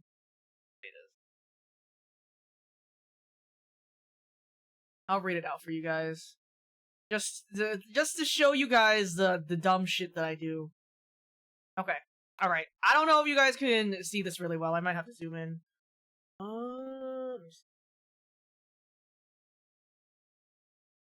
Okay. Okay. Alright, so these are like the characters I pulled and like the genres that they spun on.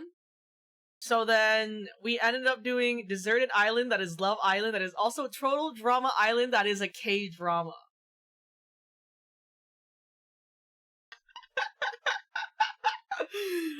Total Love Drama Deserted Island, the new hit TV show to grace everyone's cable networks and streaming services. Everyone on every big name social is talking about this show.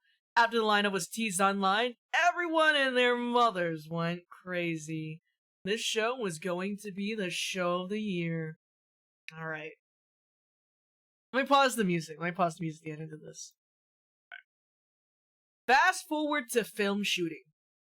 Adiosu's size. Pre-context about Adiosu, he accidentally got my Steam hacked, and now he owes me his life for the rest of his life. I got robbed of $7, and I'm gonna carry that to my fucking death.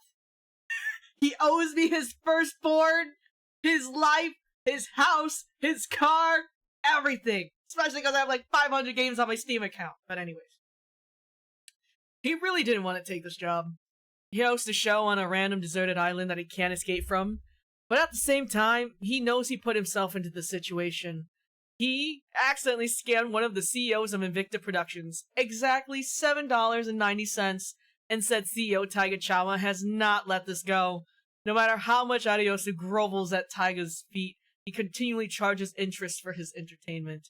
Because how is Adiosu going to fight against one of the biggest names in the industry? At least Taiga gives him a job. Job market kind of sucks now. Adiosu looks at the lineup of the cast. He recognizes some names as big contenders in the entertainment industry, but also sees a lot of people he's never seen before. He just hopes these people won't be batshit crazy. Preliminary interviews. Adiosu. Welcome in, everyone, to Total Love Drama Deserted Island. Applause track.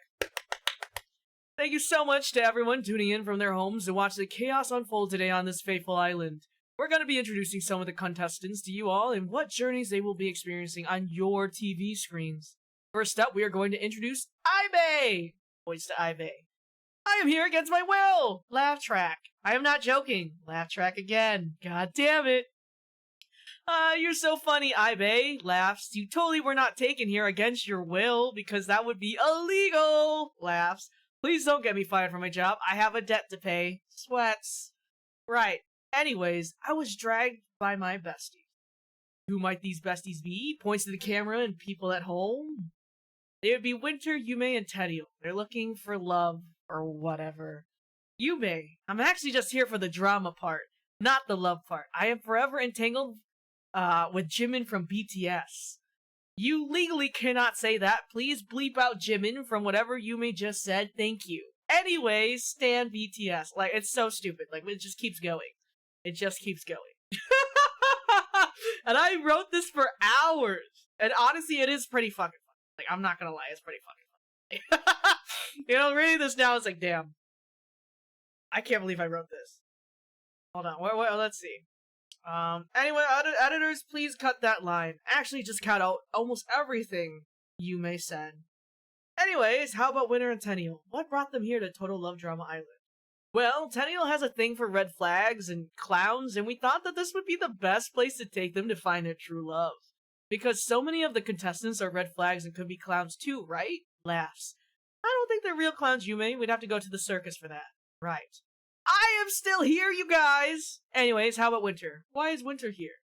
Winter is actually looking for her soulmate, but she did mention that she would be interested in a beefy harem where all the men look like Eminem. I just like buzz cuts! Doesn't mean I love everyone that looks like Eminem! Right. Right. Right. I do love clowns, though. Okay, moving on from this bunch, let's see the other contestants in our lineup to you all. Up next, Brock. Hello everyone, you're a local resident Australian dinosaur. I thought you were an alligator. You read croc and thought of an alligator, not a crocodile? Hey man, you're the one calling yourself a dinosaur when we all know those were all taken during Pangea. I think we were before Pangea, actually. Okay, let us introduce other people because I don't know the difference between an alligator or a crocodile or a dinosaur. This wasn't part of the script. I can introduce myself instead. I am a snake. A snake? At least that's better than a dinosaur, I guess. Yeah, I technically still exist in our natural habitats. Hey! Lastly, we have two more guests who are highly prolific. First off, I will be introducing Miss Milky. Hi, everyone. I'm so thankful that I had the opportunity to be on this island with you all. Let's make good memories together. Milky, the only normal character so far. We love you, Milky. Lastly, we have one more special guest, an idol whose only talent is his looks. Welcome in, Home Shiroyami. Your favorite mystery magical magician visual, Home Shiroyami at your service. Thank you so much, Homeless Jester. We are so pleased to have you. What? Homeless Jester. Anyways, that is our cast. Thank you so much to everyone that stopped by the first episode of Total Drama Love Island. We cannot wait to see you next week. And then it just kind of keeps fucking going. Okay. I remember where I stopped now that I'm like reading this because this just took so fucking long. Okay, so filming finally finishes for the first day and Adiosu hides out in his trailer. He's already tired of the cast and is very scared of the upcoming days. While he mulls over in his shitty trailer bed, he hears a knock on the door. Choosing to ignore the knocking on his door was the wrong choice because it continually gets louder and louder until he realizes he can't ignore it any longer. I'm coming, just wait a sec, Adiosu yells as he opens the door only to realize he is face to face with his demise, Taiga-chama. Only you would keep me waiting, Adio, Taiga says under his breath, a distinct frown adorning his chiseled features. Pushing Adiosu aside, Taiga lets himself into Adiosu's tiny trailer and takes a seat on the bed. What do I owe the pleasure of seeing you today, Taiga? Adiosu mutters, annoyed that his bed-rotting time has been interrupted. Taiga sees the disdain on Adio's face and just smiles to himself. Well, someone owes me their life. And for some reason, the show is not doing as well as I could hope. And I wonder if the host that I chose wasn't doing the best job that he could be doing. What say you, Adio? Taiga asks, raising a perfectly arched eyebrow at Adiosu. I sure hope we're not wasting. Taiga looks at his phone and pulls up the ratings to show Adiosu. With this, Adiosu cringes. So entertaining, you're good at this, thank you! I think all of my fanfiction writing really brought me to, roleplay. Like, the roleplay came easy to me because I've written so much fucking fanfiction. The kids are illiterate now because they didn't have a phase of writing fanfiction. Fucking tagline that shit. I'm telling you, that's why this generation is illiterate. They didn't work in the fanfiction, Wattpad, LiveJournal, AO3 minds like I did. Theo, Taiga, please take me, please. See, oh gosh, short circuits the brain a little? Okay, hold on. Okay, we're not done yet. Just give me some time, Taiga. It's only been the first episode. We can do better. We could be better. The best! Adiosu quickly stammers, while sweat beads on his brow. His hands get clammy every time Taiga shows up because he knows his life and career is at the CEO's mercy. Just come back next week. I promise you the show ratings will go up by twice as much. Taiga tisked and taps his ringed fingers on the bed. He looks up and holds Adiosu's eyes, not letting him look. Twice as much? It better be tenfold. I'll be having some of my employees check in on you every few days, Adio. Do not disappoint me. And with that, Taiga gets up to leave. On the way, he pats Adio's cheek and smirks. Once Taiga leaves, Adiosu puts his head in his hands as his knees hit the floor. He's so royally fucked. And then we get to the Wii Sports Resort Challenge. Oh my god, I need to finish this. I need to get back to this. Theo, Taiga, do you know another CEO, perhaps who looks sickly and is about to keel over, who happens to be your brother?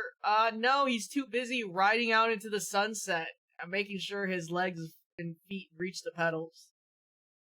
Sorry, Sky. Did we actually determine whether you were a mob boss? I think we said that I was a mob boss. Yeah. The entertainment company is just a front for mafioso stuff. So, for the contestants' first challenge on Total Love Drama Deserted Island, the production team has prepared a Wii-style resort with plenty of sports events for them to duke it out on. They somehow were able to afford Porcelain Maid, also known as Joel, to host this challenge. Ariosu has no idea how this was possible with how abysmal the ratings were in the first episode, but he knows better than to ponder. He knows Taiga's connections go far and wide. The production team knows that this show is technically supposed to be a K-drama with real people and no scripts. How does this work, you might ask? Well, we don't know. Don't ask. Taiga sits on one of the director's chairs behind the camera waiting for the filming to start. Behind him are the most definitely some employees of Invicta Productions by looking at the full-on suits they're wearing in this insane blasted heat on the island. How Taiga is always in a full state of dress, yet also half naked, is beyond the mind's understanding. Ariosu looks over today's schedule and filming order. He sees that the contestants will be canoeing on the shallow river of the island in pairs. Each pair has already gotten to know each other a little and chosen their team names. Tenniel and Croc have chosen Down Under because Croc is Australian and Tenniel is a freak. Ivy and Yume are besties for life because they're not the most creative bunch, but that's okay. Winter and John have dubbed themselves as Snake in My Boot because, again, creativity is not this group's strongest suit. Lastly, Milky and Holmes are the homies. We sadly at the production are not surprised because Holmes loves the sound of his name. And then, yeah, that's where we stopped. To be continued. But yeah, I write a lot of stupid shit, but maybe this time around we're gonna lock in and write depression. Maybe we write depression. I think that might happen. I'll be writing some depression really soon. For Craft Enchanted! How exciting. How exciting! I'll be writing some of that soon. Hi, Yuki! You see stupid stuff? I see an artist ahead of his time. Oh, you're so sweet. So sweet. I am doing well. I gotta finish my focaccia sandwich. I've been too busy yapping.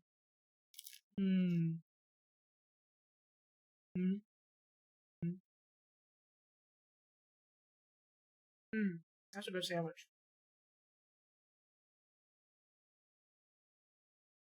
Hope you're doing well. I am doing well. Depression, V-Craft, I'm excited. I hope you guys enjoy. I hope you guys enjoy. Fight for chat. Wabam! How? I should watch the streams more. I locked in on drawing. Have you been drawing your husband, Jahali? But yeah. Honestly, I know I said this like a few times already at the start of stream. I'm so thankful for V-Craft Enchanted. We really needed this as a community. And we needed it. I really hope people keep talking about V-Craft Enchanted. I really hope that people continue to write theories, write fanfiction, make art, make clips, make edits. I hope that V-Craft Enchanted is not forgotten. I hope that it can live on forever. I hope that you guys loved it as much as we love to do it. Focaccia is very good. It is very good. You need to all collectively need to reinvest into a Kickstarter for the V Enchanted to be turned into an animated series. That would be crazy, actually.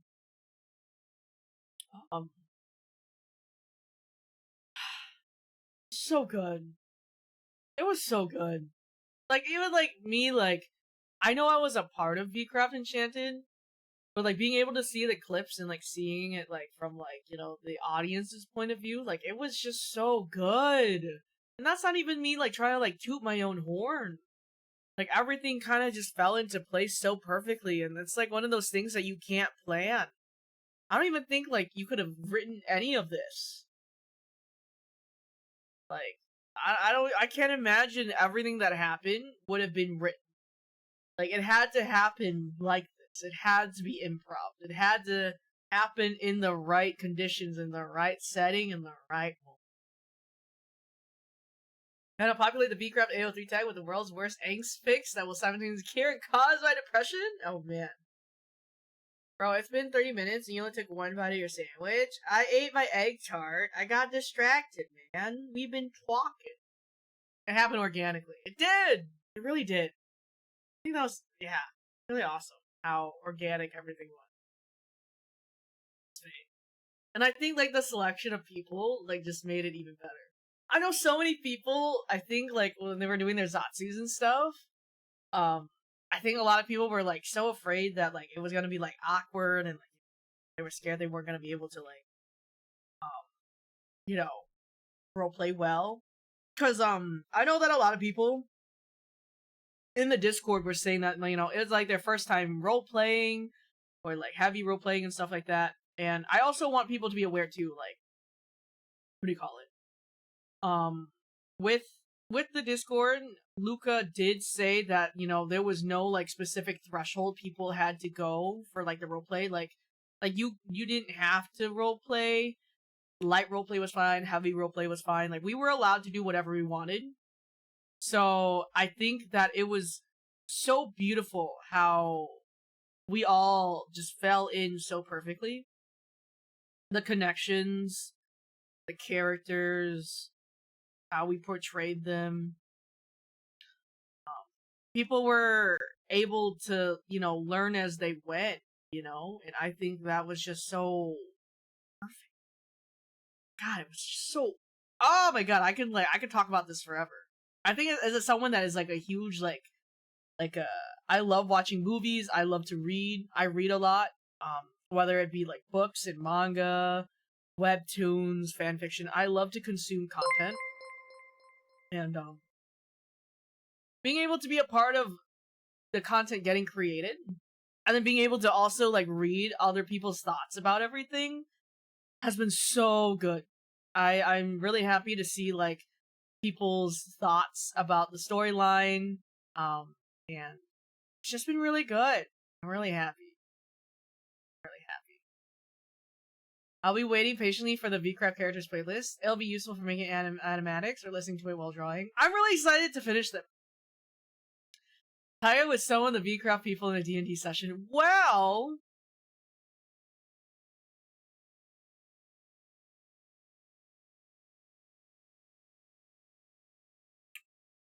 you didn't hear it from me.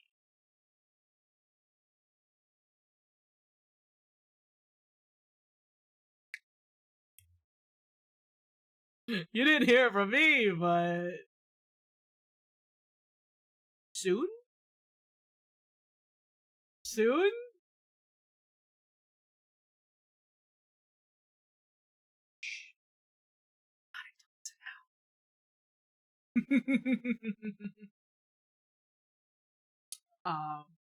Soon. Mm.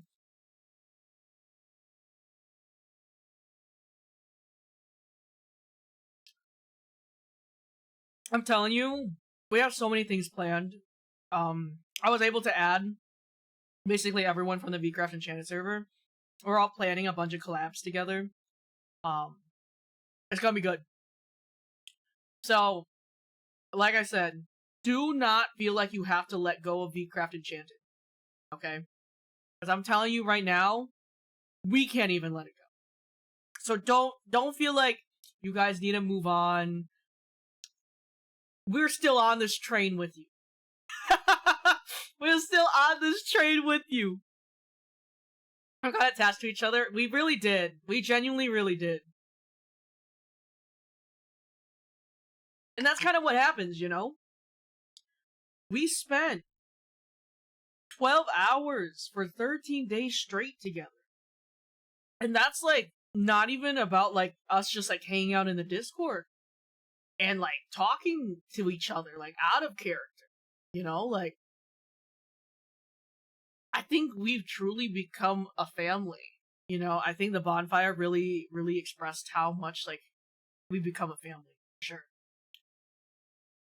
If it changed your brain chemistry, think about what it did to the people who were a part of it and share that it irreversibly changed theirs too. I think we all needed this too.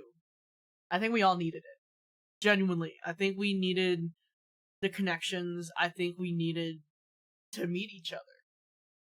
I think it happening this way was glorious. I think the community also got attached as well, because we had a blast with it also. Yes. The whole thing gave me some inspiration for a diary-like entry story. Yes.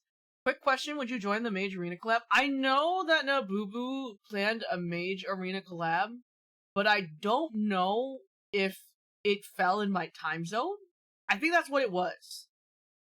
So, I don't know if I'll be joining Nabubu's. I think there's because there's only like 8 people to Mage Arena, I think. But I will be a part of another Mage Arena collab with other VCraft Enchanted members. Because, like, realistically, we all know that, like, there was, like, 40 of us, and, like, there's no other game where, like, we could have all 40 of us again instead of Minecraft, right? So, don't, like, feel sad if there's, like, collabs excluding, like, other members. Like, it could be time zones, it could be dates. We're all trying to plan things with each other. I promise you, we're gonna try to be around each other as much as we can. But, yeah, no, I'm pretty sure that one was because of time zones for me. But the other one I'm able to make, which is... Let me look at the calendar. Next week, I am a part of a Mage Arena collab with some of the VCraft members next week. So I will put that on my schedule. I'll make a schedule again. It's been 2 weeks since I made a schedule. But yeah, no, I'm really excited. I've never played Mage Arena. Joel was actually giving me shit about it. He's like, how do you not know what Mage Arena is? I don't know what it is, Joel. I have no idea what it is. I genuinely still don't know what it is, but I put it in my cart. So, it'll happen. It'll happen. For real, Zerpins are my besties now. I'm not taking notes. Yes, I definitely want to plan a collab with Zeal soon. I've just been so busy. Haven't had a chance to plan that one yet, but I'll definitely reach out to Zeal for a collab soon. You guys actually did a scientist level social experiment on each other, made a beautiful story and community. Honestly, yeah. Yeah, we did. We really did.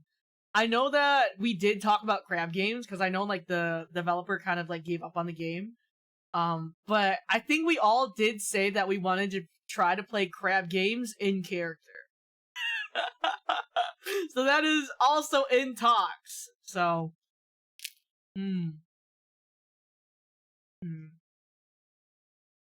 Mm-hmm.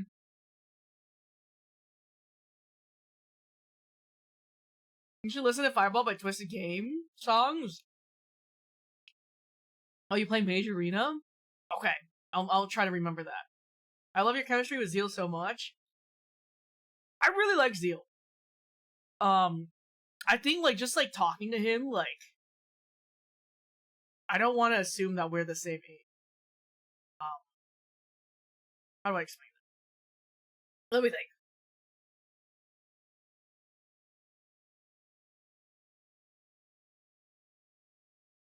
I'm thinking.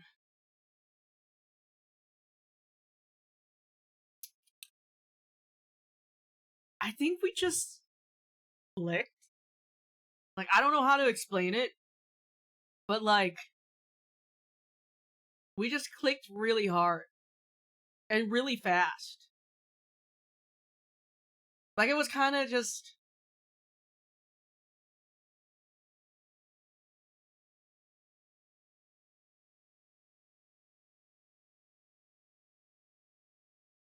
Yeah.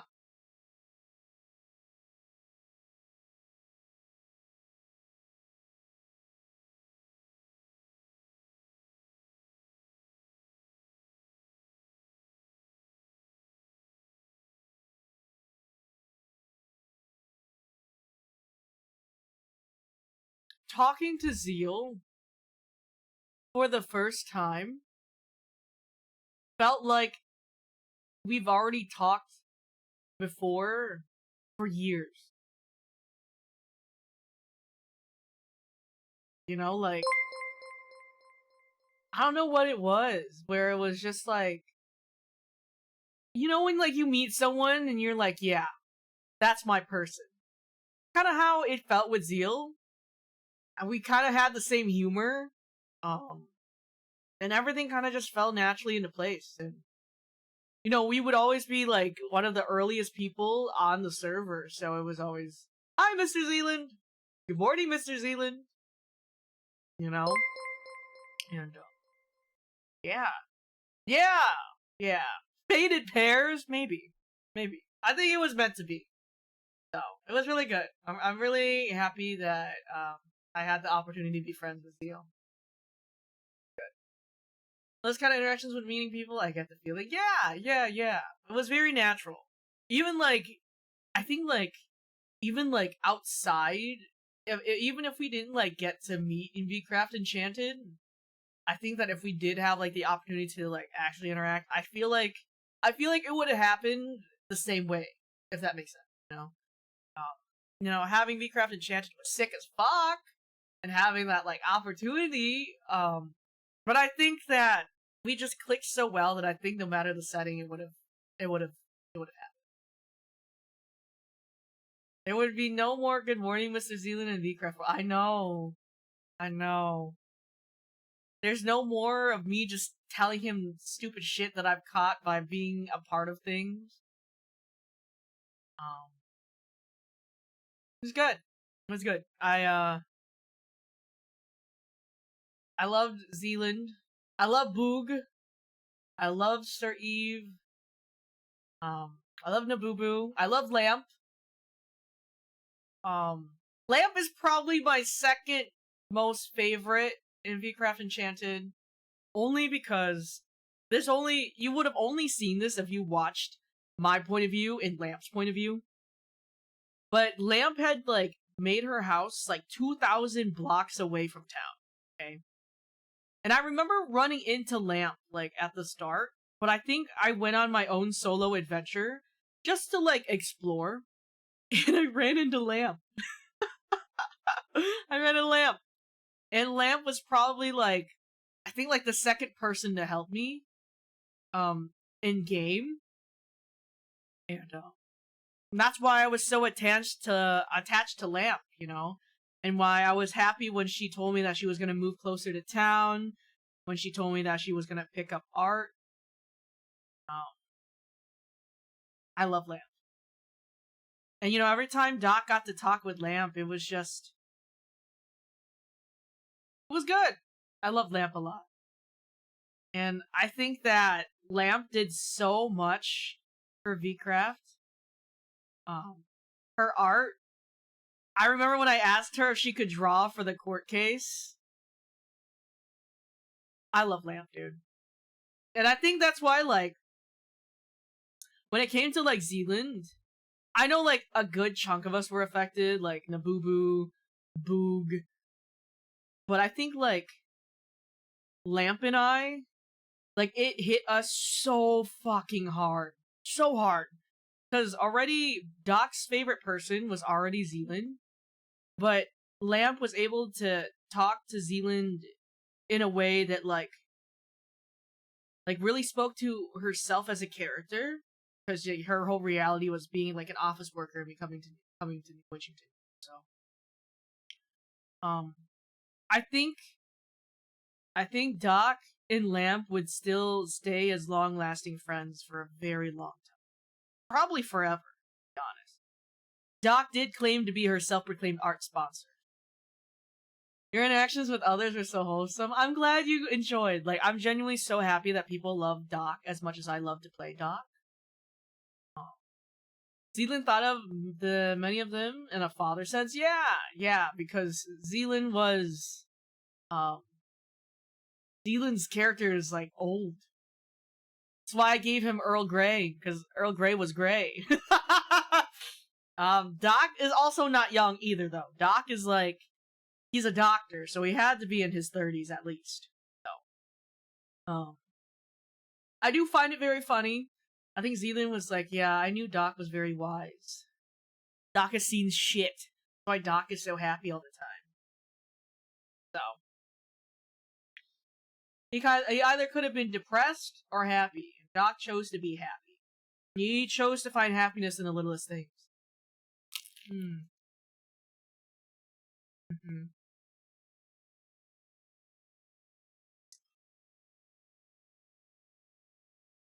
Yeah, Doc was definitely not young. I do find it really funny though. Now that I'm mentioning age, I think Vox said Vitruvius II was like 22 and it's like early 20s. I knew this. I don't know if like people just like didn't realize. The behavior that Vitruvius II was portraying to the townsfolk was nothing short of a tempered tantrum. Mind you, adults can have tempered tantrums, but that was a tempered tantrum of a child. And I could immediately clock that Vitruvius II's like character age was young because of the things that he would do. Like he would always the character would always react to anger first instead of like thinking of the bigger picture, right? And like, you know, he said this in his letter also about how like when I gave him the speech about, you know, the burden of being the bigger person always lands on the wrong, and he said that he thought he was wrong, right? Because that's how he saw it until like he really like took a step back, you know, past the trauma, past the lenses, the rose tinted glasses, and saw like in reality like it was him. And I think that's beautiful, you know? Playing young characters is hard, especially when you've gone through so much in your life. Like, I feel like I could probably portray someone younger if I had to. But me personally, like all of my like hardships in life, I had to grow up so mature. I never had that like childhood moment in my life. Which is why like even though Doc was an older character, he was so whimsical and happy because his escape to New Witchington was him feeding his inner child. Him just wanting to fish and give people pretty hats. Him going into the oceans and going on adventures. It was him finally being able to do things that he's always wanted to try. That he couldn't do in his prior reality. So, yeah. I did find it pretty funny that people thought Vitruvius II was old. I clocked that he was young really fast. Besides when we were talking, you know? I was just traumatized. Though it may have seemed weird, it's his own sense of purpose in a way. Yeah, exactly. Like, I think, at the end of the day, Doc just wanted to be happy. He wanted to be happy. He wanted other people to be happy. If Doc had to explain happiness, and why he was so giving, and why he would always check in on people, and why he would always go say hi to everyone. Happiness is a drug. It's infectious. It's not something that could just happen on its own, you know? And his favorite drug was to hear people laugh. Hear people smile. See people smile, rather. That was his drug. And that he was addicted. He was addicted to it. And that's why he did so much all the time, too. Damn, Doc.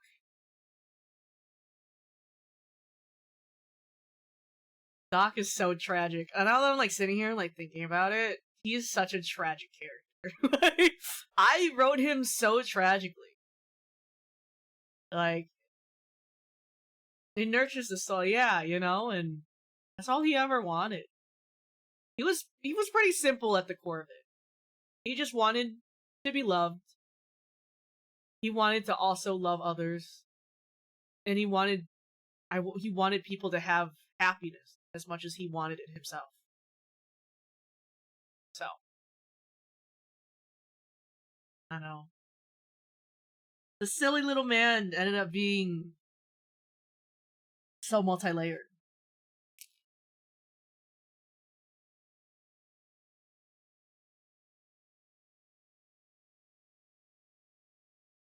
And again, I'm so thankful that you guys loved it. Genuinely. Doc suffered in the other place and had the resolve to never want to see the same suffering again, no matter who or what it was. Took, and most of it came from selfless giving and joy, bringing in a large capacity. Yes, a large capacity of gifts and hats and fish. Hmm. Hmm.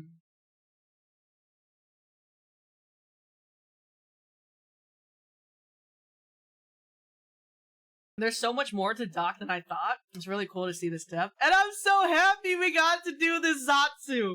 No, genuinely, I was so depressed yesterday after all the shit I had to go through. I was like, it's okay. I'm gonna do it today. We need to have this talk. Because it's been a joy for me to talk about how crazy, like, of a character Doc is. And how, like, there's so many little things that I did that I now can see, like, you guys just realizing it now after, like, I explained why it was done, you know? Like, and I think that's probably one of the best things ever. Like, seeing how you guys, like, can, like, see, like, what I saw Doc as and, like, what I was trying to portray, and you don't really get to see that until, like, you know, it's explained at the end, and I'm really happy to explain everything. So, it's really good. I'm really happy. Getting a smile on my face when you would show up on other POVs. I'm so happy about that.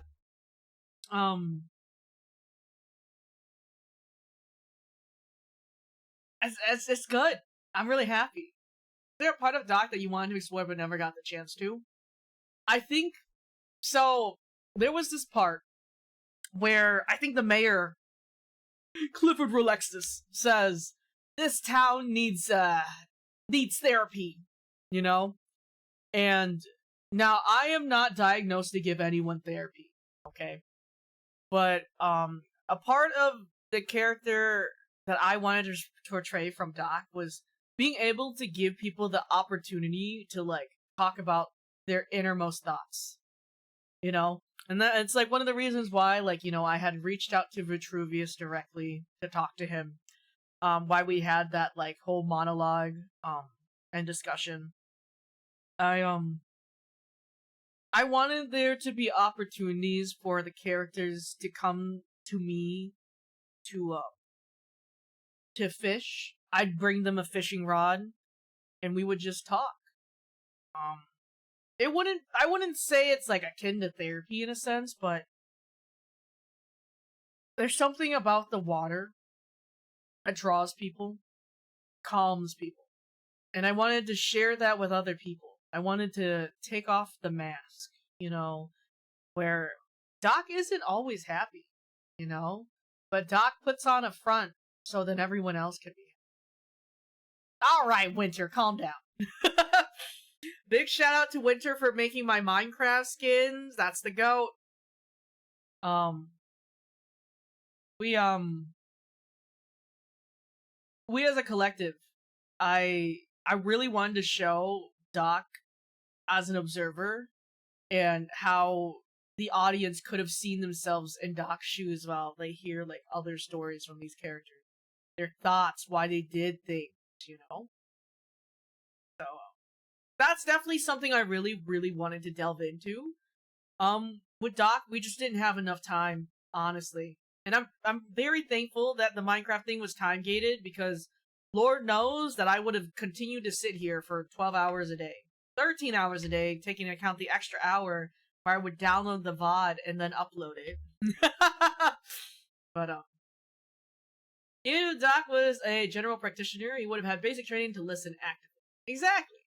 So, he took his oath of, you know, helping everyone very seriously, and I would have loved to delve into, like, when Doc had to be serious, he can.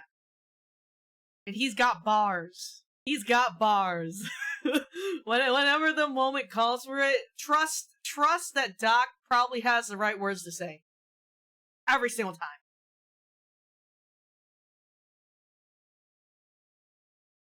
And honestly, I don't even know how he did because I am him and he is me. So I don't even know how I came up with that shit on the fucking fly half the time. But for some reason, playing as Doc, like, I had the right words every time.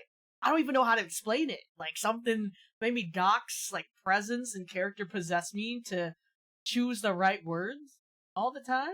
I don't know, like, low key, high key, you know, like, it was just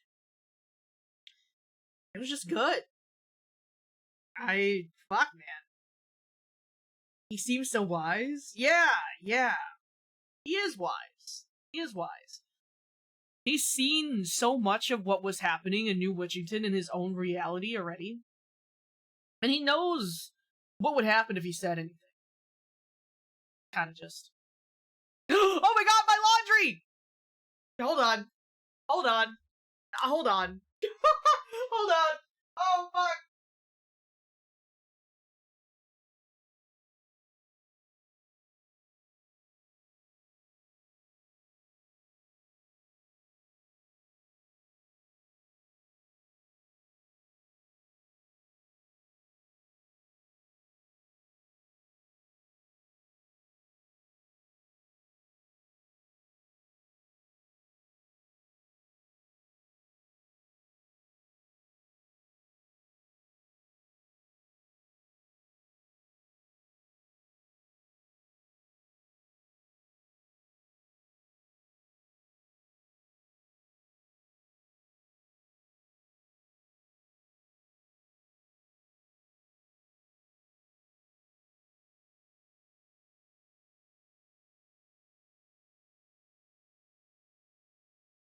We're good. We're good. We're so good. We're so back. We're so back. We're so back. We're so back. Sorry. Sorry. Oh my Gwen! A handwritten note? Right, meow? Whoa! Hold on. Gwen, I'm so sorry. Hold on. I have a very good memory. I think my memory is like pretty fucking solid. Like I can brag about my memory, but I don't remember your name. Are you a lurker? Did you change your name? Oh my god. 75,000 points is a lot of points, guys. In acting, there's usually a class taught about masks. Sometimes you make them, uh, sometimes you have them supplied, but you have to act out skits and such wearing masks. So to show how people, when they're apart from their original identity, can act in ways that normally wouldn't be able to. Cases being add-on online, people use it at times to do something they normally don't think. Oh, yeah, I forgot my line. I changed my name twice because I hated them both within the span of a year. Then, what name do I know you by? I was about to say, I don't recognize this. But I would recognize someone that had 75,000 points. I would remember. There's no way. Hi, Miss Maple. Yum, yum, yum. Fakasha? Oh shit, I keep putting crimson.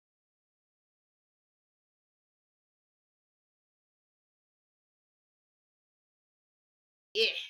I could write the note today. I just want to make sure I'm writing it correctly. To who I know. I don't remember clear, but one of them was Mano. Okay.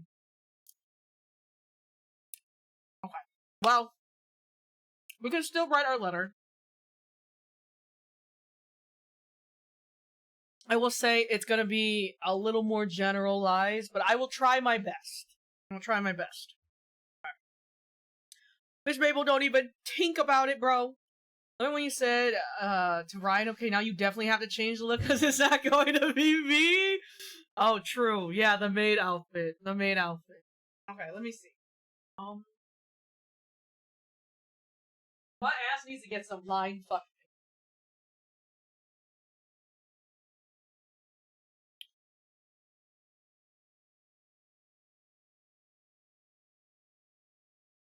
What? Nope, this is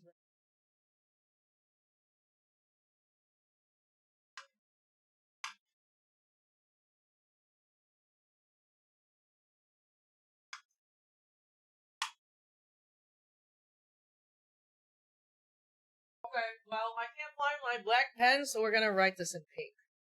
Right. Can't believe Ryan, bro, was still locked into your paw, and when he randomly came in during the first monster spice. Fucking, oh my god. Okay. Here. When? Double check. That's right. When? Derek Woodhouse. Thank you so much for 41 streams for so long. 75,000 points? Ah.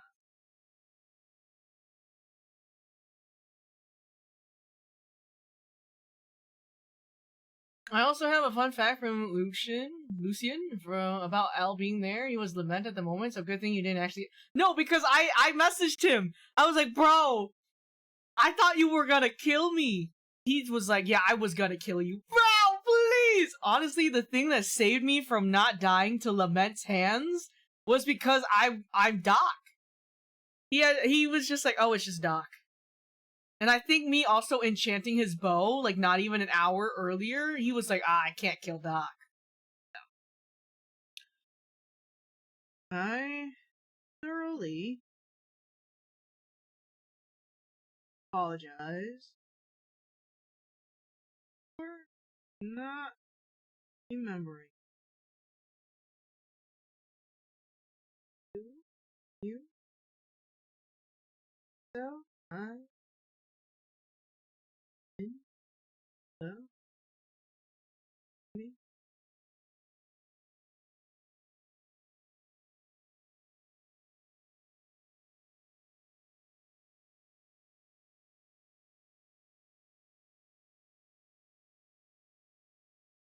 Hope is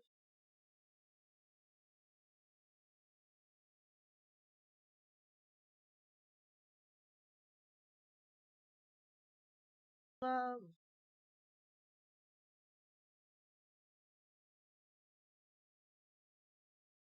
Alright.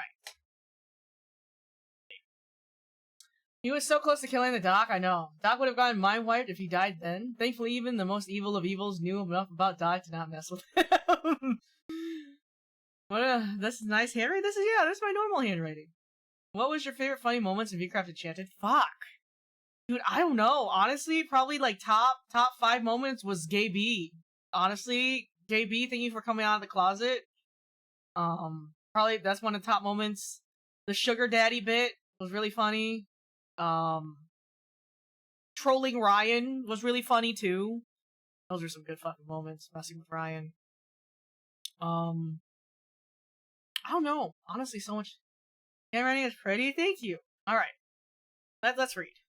Dear Gwenhel, thank you so much for supporting my streams for so long. 75,000 points is not easy.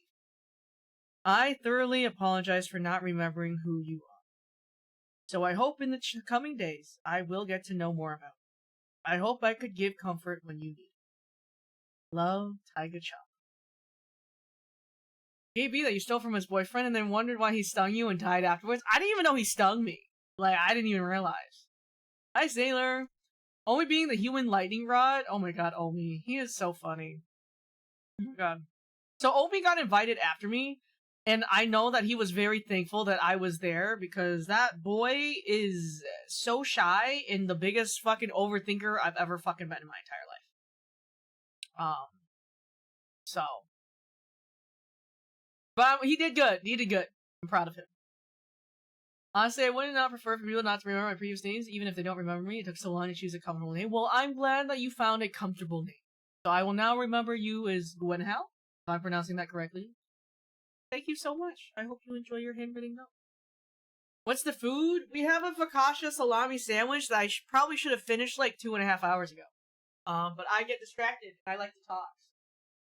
No one to blame but myself, to be completely honest. No one to blame except me. So, but yeah.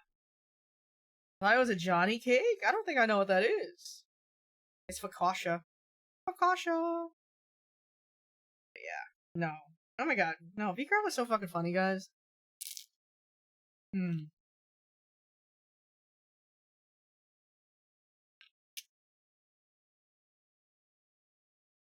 Hmm.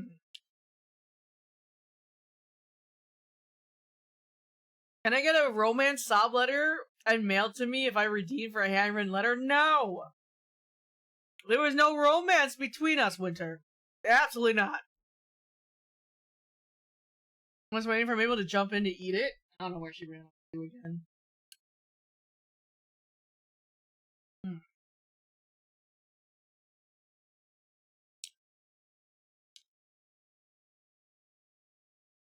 Can you give us a dedicated roast and that's about it, honestly? It's true. It's true. Write a fictional one? Bro. Hmm.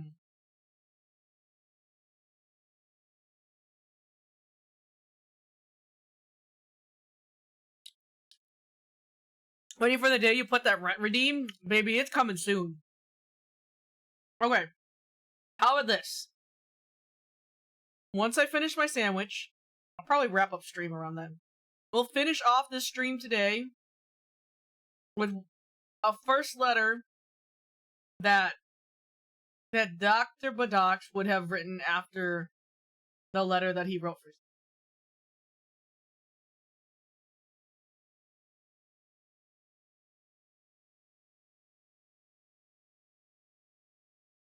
I got this plate in Canada.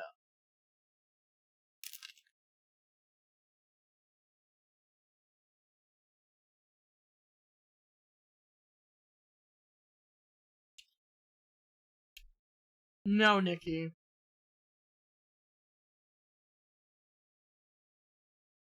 No, Nikki. No.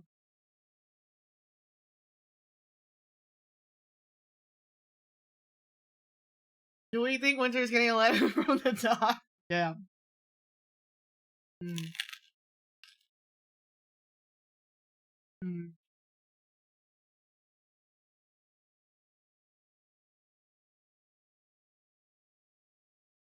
How many cats do I have in real life? I have two. I have Mr. Oliver and Miss Maple. And during 9 months, it's not mine. Where is Maury? Where is the Maury show? I am not the father, bro.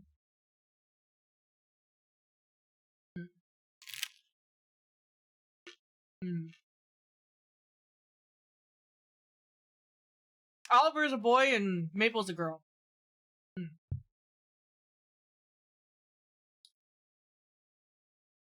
Winter, I would write the letter in Vietnamese so your family can read it. I'll write it in English and Vietnamese. Just for your family.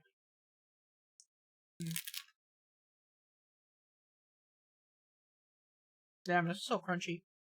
Mm.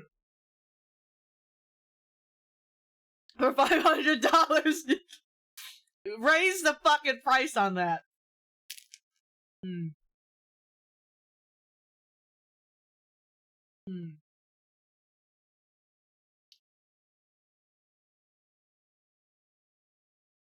Yeah, that's an interesting Elseworld question. If your route hadn't been becoming god of the sea catfish, how were you thinking about going about the turn into a cat bit? So, Winter actually made me a furry skin.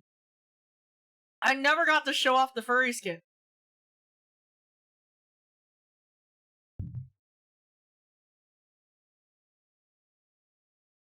Never used. And not because I didn't want to use the furry skin, by the way, I really wanted to. I actually had like the narrative written in my head about how the furry skin would be used, but the narrative just didn't work out for it. So. Hmm.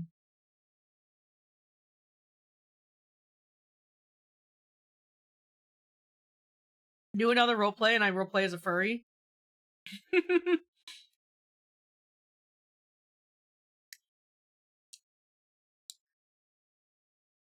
Yeah, timing was never on my side for the suit. Hmm.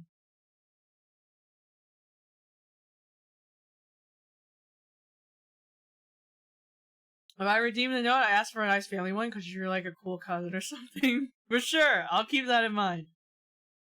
Mm. Mm. It is really good. It took me 10 years to eat it, but it's very good. Mm. Mm.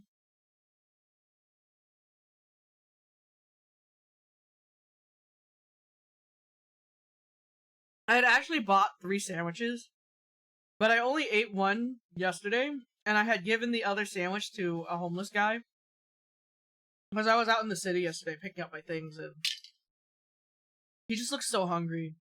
So I ended up giving him one of my sandwiches, and we kind of talked for a little bit. But no more sandwiches for me. I ate the last one. I hope he's doing okay though. I gave him some water.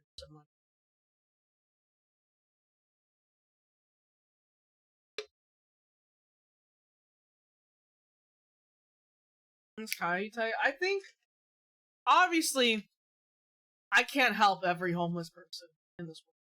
You know, I try though. You know, every time I run into someone, and I could tell that.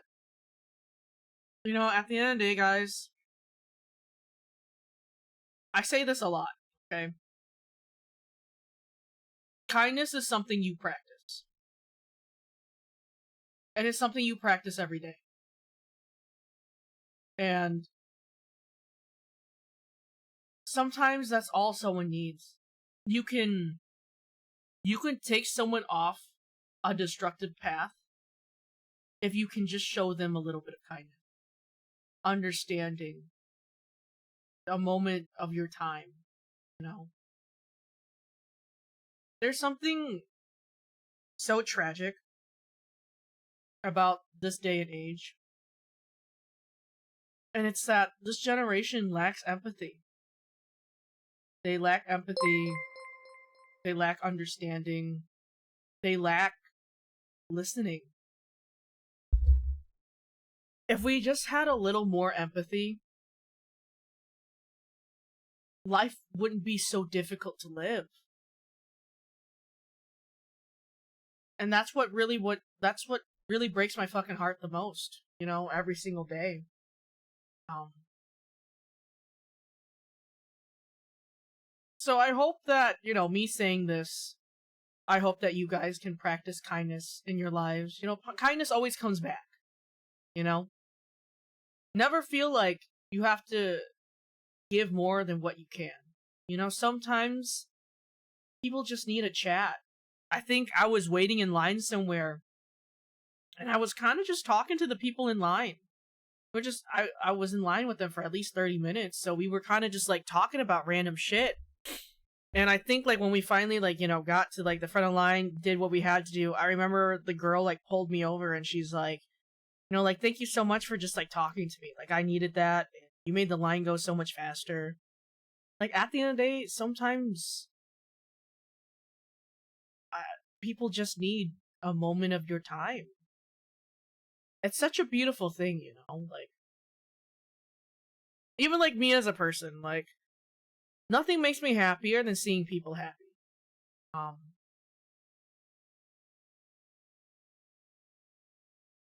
I think that's like what we should do. So, yeah. I was going somewhere with that, but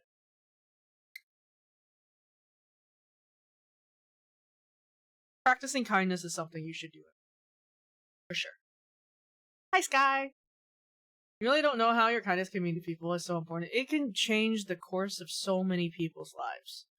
And I think that's like one of like the things that I really hope for like Vitruvius like as a character too. Like I really wanted my kindness as Doc to at least give him a different perspective. You know? I think Vitruvius's character just needed someone to listen.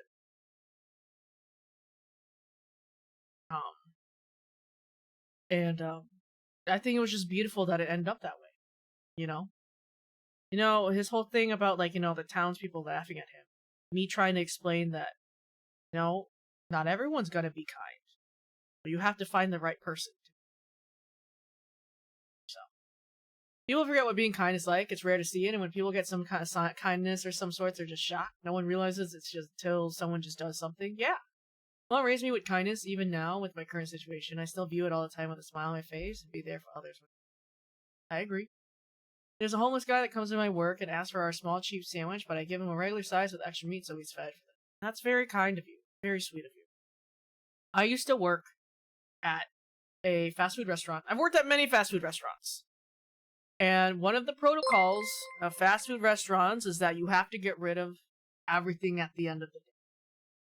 And I think that's so fucked up, even when it's good ass fucking food. So what I used to do, which got me fired at one of these jobs, fuck them. I would carry this tote bag with a bunch of like resealable like plastic bags. I would stuff the extra food in there. And then I would go to the local pantry and the local homeless shelters and I would distribute the extra food. Because I'm sorry, why are we wasting good food that people could be eating? And then I got fired because the cameras caught me. Cameras caught me one too many times doing that shit. But,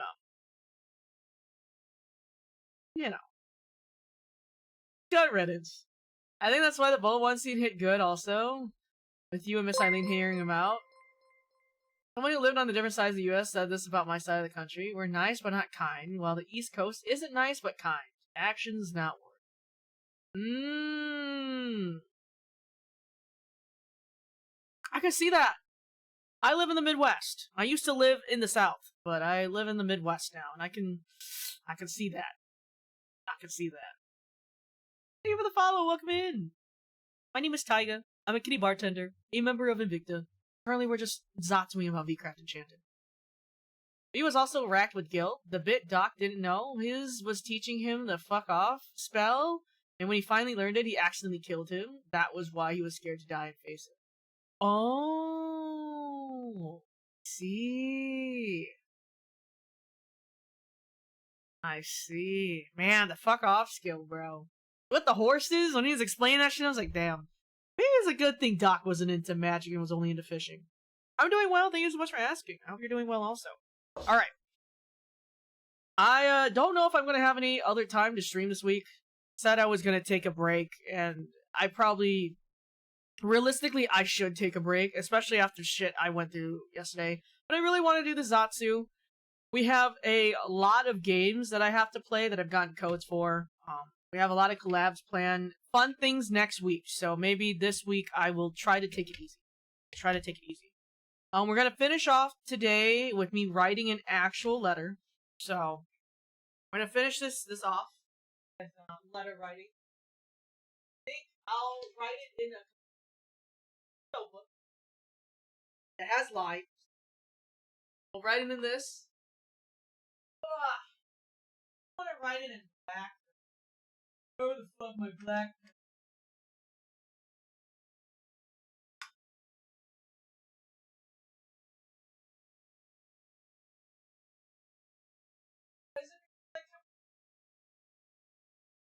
Black? Yes! Okay. Me for the stream, please take more time off and rest. Yeah. I have to take my car to get an oil change tomorrow. And a bunch of other shit. Alright, first page. Actually, maybe second page. Okay. So if you guys were not at the start of the stream, I talked about how Doc would write a letter to Zealand every single day. Every single day. And Doc is also a firm believer in journaling. As me, myself, I love to journal. I like to write my thoughts down. So, assume that this letter is written for Zealand after the epilogue episode. So let's say this is day 14.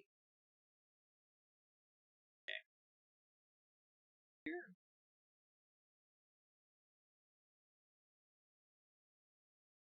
Dear Mr. Zealand, it's the day after the creation New Zealand.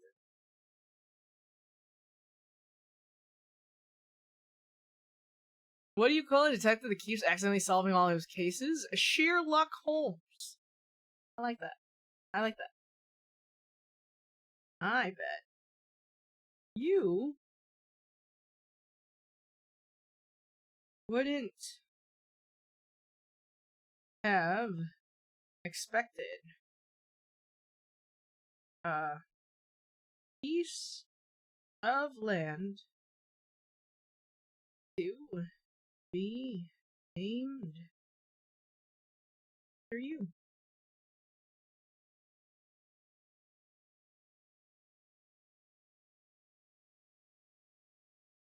I miss you, Zealand. It's only been a day, but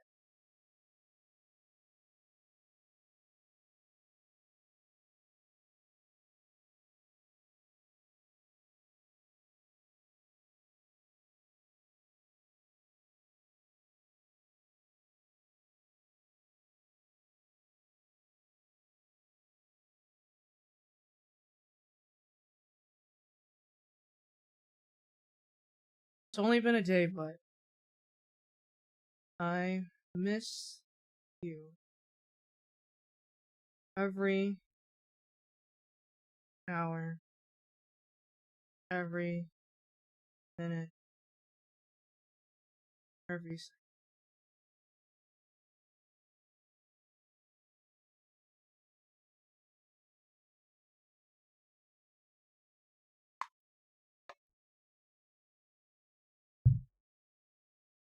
The town feels the same way.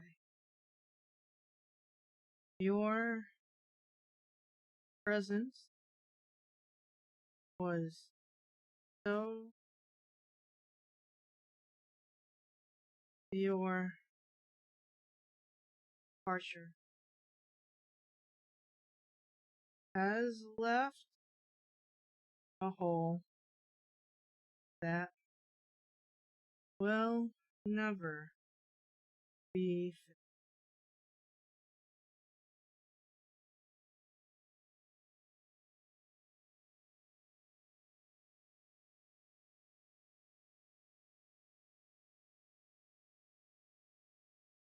But it's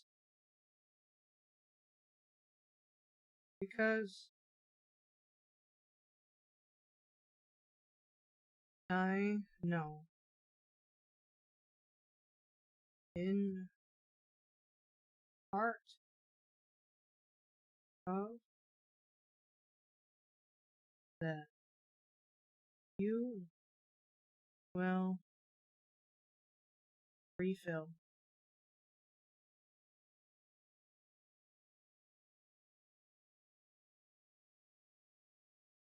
And I'll always wait.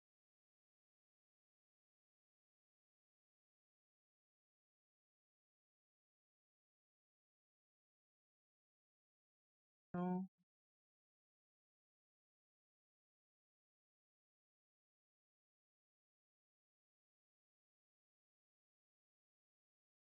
and maybe I'll go look for you. I love to venture. After all,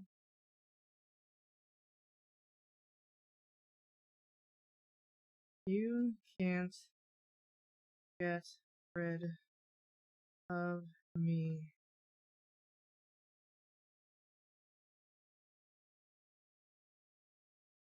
I hope you're that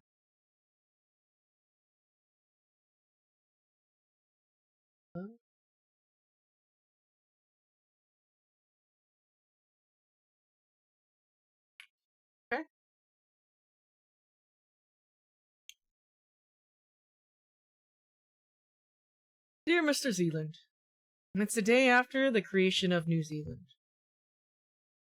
I bet you wouldn't have expected a piece of land to be named after you.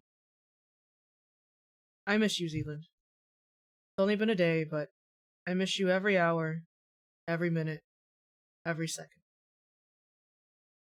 The town feels the same way. Your presence was so large. Your departure has left a hole that will never be filled.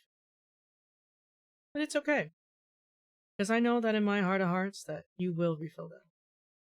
And I will always wait, no matter what. And maybe I'll go look for you. I love to adventure, after all. You can't get rid of me that easily. I hope you're at peace. Love, Doc. And that's the end. Until he writes, like, every fucking letter. Maybe he ends up writing, like, 200 letters. He's gonna write every single day. And whenever Zealand does come back, he's gonna make him read every single one of them. Just like he did at the post of episode 13. He's gonna fill out a lot of books and quills, for sure. A lot of them.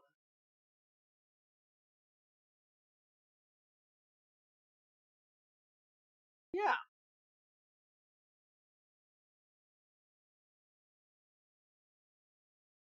Oh, Doc. Doc. You were such a sad guy. Such a sad creature. I'll love you forever, though, Doc. I hope you guys love him as much as I love him. Wow! It took 2 hours to finish my food. Maybe a little more than that. But I hope we enjoy the ZATSU. I hope you guys enjoyed all the information and background on Doc as a character. I hope you guys enjoyed the behind the scenes I was able to talk about. I hope you guys are excited in the future for the next things to come, the collabs, the events.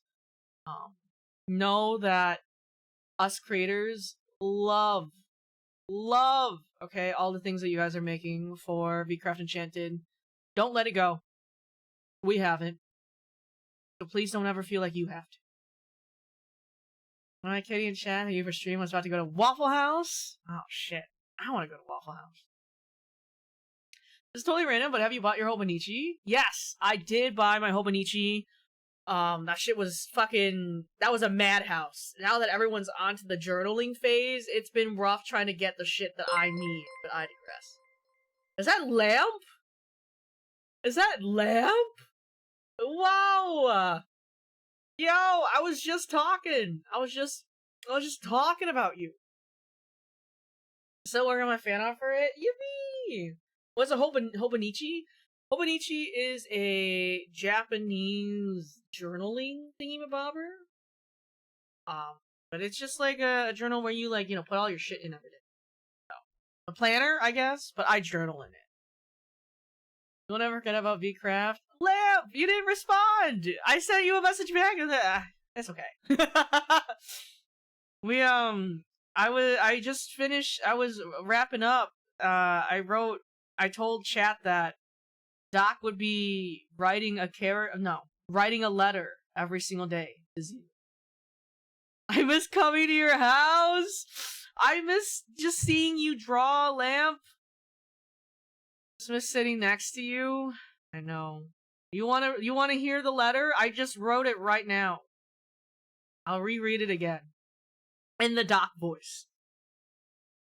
Okay. Dear Mr. Zealand, it's the day after the creation of New Zealand. I bet you wouldn't have expected a piece of land to be named after you. I miss you, Zealand. It's only been a day, but I miss you every hour, every minute, every second. Town feels the same way. Your presence was so large. Your departure has left a hole that will never be filled. But it's okay, because I know that in my heart of hearts that you will refill that. And I'll always wait, no matter what. And maybe I'll go look for you. I love to adventure, after all. You can't get rid of me that easily. I hope you're at peace. Love, Doc. I think what we'll probably do. I've been saving this journal for something. This came from my Dawn Trail collector's edition. I'll probably add in extra letters. Letters to other members of VCraft Enchanted. I would love to write letters about everyone. There's like, this is basically like, this is post episode 13. So, maybe I'll put notes in here so I don't. But it's okay. I understand, Lamp. I had to go back to work too. I have so much shit. I'm a professor. If people don't know, I'm a professor. So the doctor thing was pulled because I have a doctorate. And it's so funny, okay? I think Monday, okay? This Monday, I I looked well rested, okay? I remember one of the students was like, "Oh, are you feeling better? You look so fucking dead the past 2 weeks." I can't tell him that I was playing Minecraft for 12 hours a night.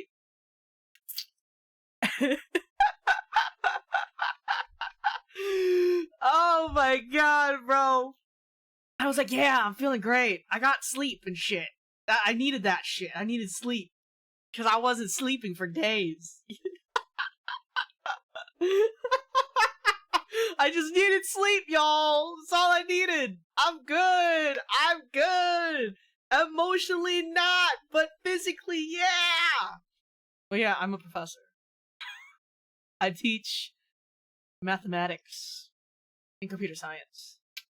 So, yep. I'm gonna put this as, yep. They're so cool. Thank you! Doc is truly Doc, yes. Doc is truly Doc. So, it's so funny when Dr. Doctor kept saying that he had a bunch of doctorates from doctoring school. I'm sitting here like, if I set my actual doctorate in the fucking Discord. If I set my actual fucking doctorate. Every single second, I was like, I'm this close. I'm this close to setting my doctorate. Tell you the truth, Doc, I'm not a painter, I'm a fraud. I wish I could meet Dr. Doctor. I know, Dr. Doctor was only around for a day. I'm very sad because I was really hoping to have, like, actual drama with Dr. Doctor. As an actual doctor. I needed beef! I needed my own war to fight! But Dr. Doctor was only around for a day, so... I wanted to fight! And it just pulls out his PhD from his Minecraft pocket. That's what I'm saying. Saying my Rolexes were fake. But yeah, no. Oh my god, I'm gonna fucking miss. I'm gonna fucking miss this shit, Lamp. I'm gonna miss this chat. I ain't gonna shut up about this. I genuinely am not. I'm probably gonna write fanfiction. I need to continue the story somehow. That Doc's beef was poor Ryan? No, I just like to bully Ryan.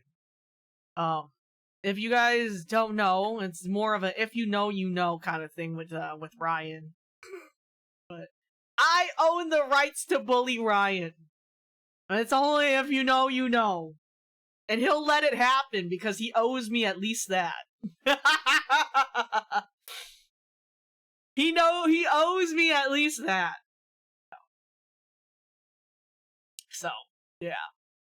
Ryan owes me his life, actually. His whole existence. You thought Adiosu was in terminal debt to Taiga-chama? Ryan's on a whole different level. You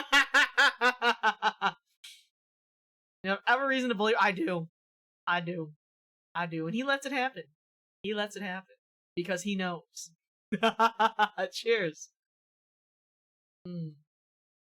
Appears. Hello. Welcome in. But we're getting into the knight's lore, and then suddenly you pop up and say you're a mermaid, and I went, what? Yes! I'm a mermaid! I would absolutely read that VCraft fanfiction. I will write it. We'll have a stream. I'll probably just write some fucking fanfiction. fuck it. I'll write it from the perspective of Doc Badox. Honestly, I don't know what everyone else plans for, like, their characters, but I'm sure I could write something. A pint of confusion, please. I love it. And I think that was, like, one of the best parts about Doc. Like, he would just show up and be confusing. It'd just be stupid. And I love that about him. Didn't use your, oh, my trident? Oh, God. I worked so fucking hard for that stupid thing, bro. I might not be powerful, but I made it, and it went through a lot of pain and suffering for that fucking trident. And it was cool. It was so cool. Like, the noise that it made, shwing! Like, so cool. Oh my god, it was so fucking cool. I loved it. It was so cool. And then, what was it? The mermaid necklace. Only the people that were, like, watching my pods would know. I swam for hours. I was fighting in this ocean dungeon for hours. For hours, I tell you. I was stuck in there because I wanted it so bad. I wanted it so bad. I was grinding my little heart out, bro. It was crazy. It was insane. Yeah. Yo, fuck that. No, but honestly, the ocean dungeon was so sick. I would have moved there if it wasn't 5,000 miles, blocks, meters away from town. It was that cool. It was like a bunch of like glass bubbles, I guess? It was so cool. It was so cool. Is this actually your first time playing Minecraft? Yes! So, I was not kidding. This is genuinely my first time playing Minecraft in my entire life. Never played it. I don't count like the first time I tried because I puked in 30 minutes. So, yeah. It was my first time actually playing Minecraft for real. I grew up on Terraria. So, my experience with like building and like fighting mobs and stuff was through Terraria and not through Minecraft, actually. And it's crazy too, because I know a lot of my patrons were like, this guy went straight into modded Minecraft. Like, he barely even played vanilla. So, yeah. Wait, pause. Look at this. I remember poking into your pop at one point was like, what did he get himself into now? I know, right? Yep, us in chat were giving little helpful things, although I think it's funny we never told you about the shortcuts until the very end. That's what I'm saying. And Stan, I have FPS motion sickness too, so I avoided Minecraft for a while.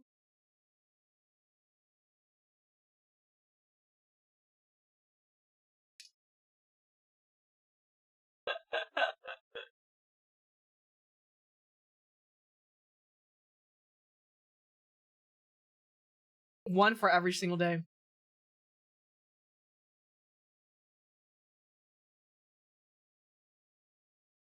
And I think the worst part about this was that these last, I think they're supposed to last for like 24 hours. But I could tell when it would wane. And the 24 hours thing is a lie, okay? It's not 24 hours. I can feel it. Like, it stops working for me after maybe like 6 hours. I took only one a day though. And then I would wear these motion sickness bands. So basically, like, these would like press into your pressure point. But at the same time, you can't really wear these for a very long time, and we're like clocking in like 12-hour sessions, you know? Like, they stop losing their effect because your body gets used to the pressure point getting pressed. So, I've been told to not take any more motion sickness medicine for at least a month. As you can see. So, which is rough because I have a lot of games I have to play that are in first person. Yeah, no, these are really good, actually. These work very well, but they don't work by themselves. And then, I think, the person who plays Lady Nixara also suffers from motion sickness like I do, and they recommended me something like this, but it vibrates. It vibrates on your pressure points. So, I might buy that and try that out sometime, and see maybe if I use that instead, I can move away from the drugs. The patches don't work for me, sadly. I've tried. I'm glad you enjoy Minecraft enough that you have to drink medication for it. Oh my god, yeah, no, it was, I loved it. And like, it wasn't even like the game. It was the people.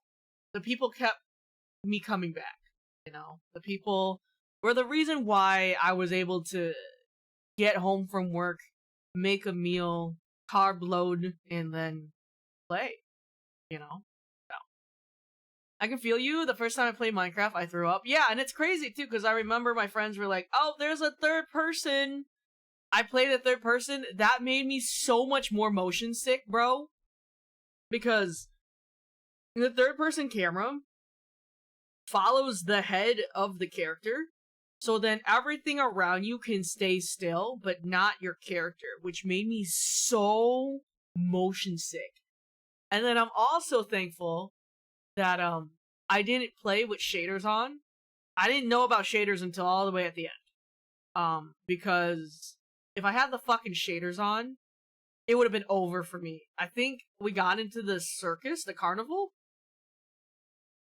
and everything was just moving so fast. I had to leave that area, and like Clifford found me. He's like, "Are you okay?" It's like, "No, I'm actually." I think what made it worse, Roswell, love him to death. He was pretending that he was like vomiting. He was pretending to vomit after like he got off of like the Ferris wheel or something. And I'm standing there with like him making the noises, and I was like, "Bro, I'm gonna vomit. I have to go." I'm getting triggered. It's like, if you guys have watched The Boys, it's when like, oh, was it Invincible? It was The Boys or The Invincible. And like one person starts puking and then everyone starts puking. That's how I felt. That's how I felt in that moment, that I had to go and I had to turn off the shaders.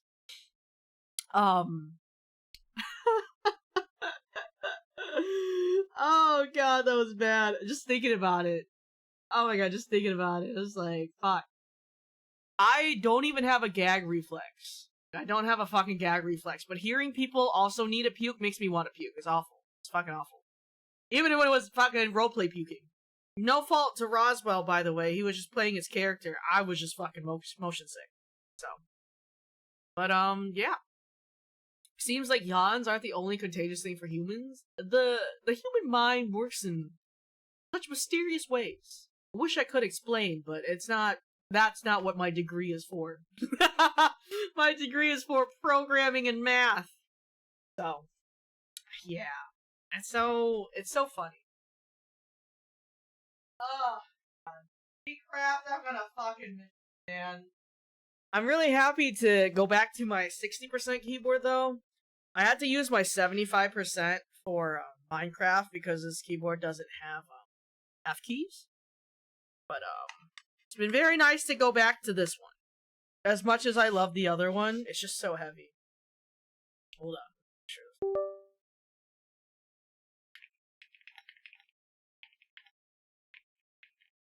Alright. But yeah.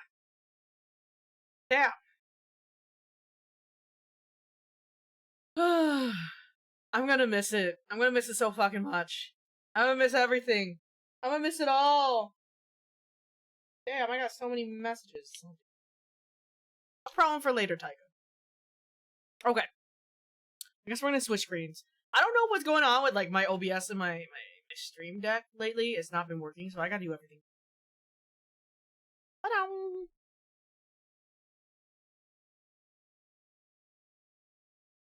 For the gag, when other gag type deal, it's an evolutionary trait that we gain because when one person ate something bad and gagged, it was mostly because their food was. Damn. Fuck. Of course that would happen, right? Okay. As always, thank you for taking time out of your day to spend with me. I hope you guys enjoyed the V-Craft Enchanted ZATSU. By the way, I was the Calyx that met you at Anime Impulse, Orange County with the Uki. Oh shit! I do remember! You guys were so so cute! I do remember you guys! I have a good memory, y'all.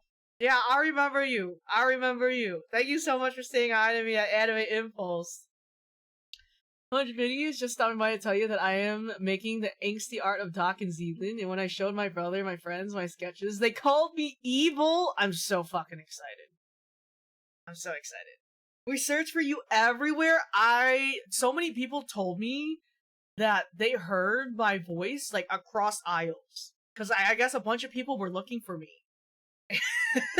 They were just like, yeah, dude, your voice is really distinct. I was like, fuck, I didn't even think about that. Like, I didn't think about the fact that my voice is distinct, you know? But then at the same time, I don't think I've ever heard anyone sound like me, so I guess that's fair. But it was really fucking funny, I'm not gonna lie.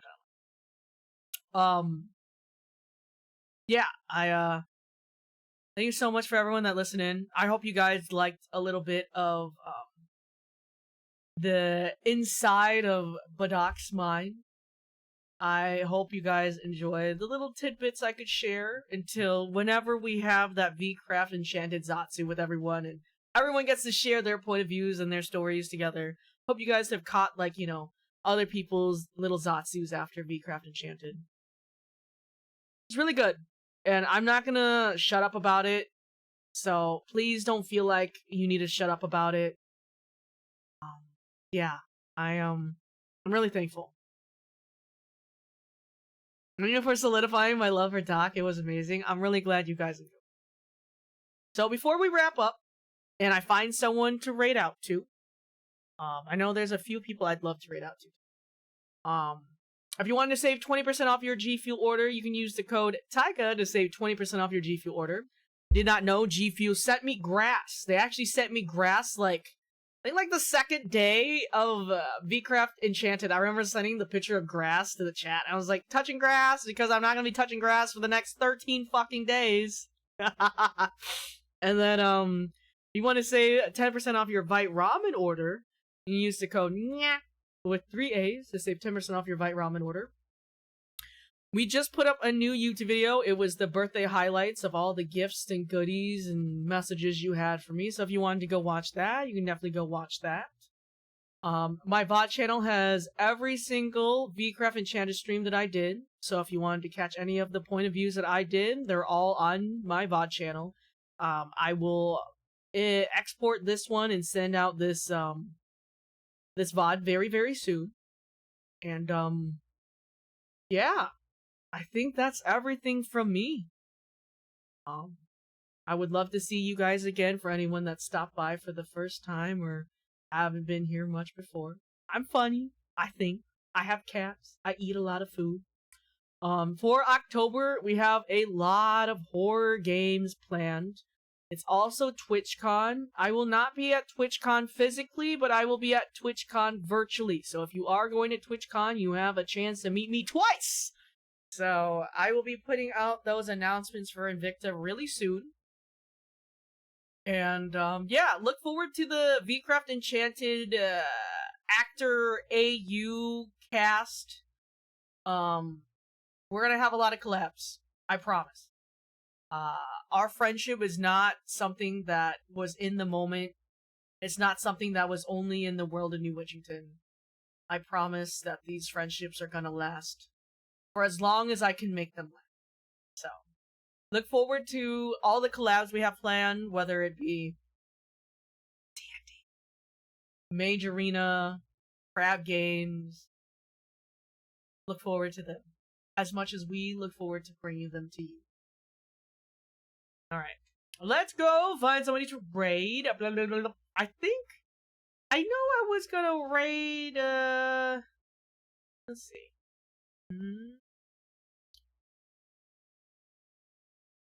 Let's see.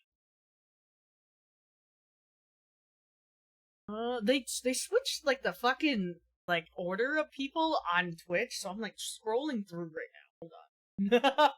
I'm trying to find people.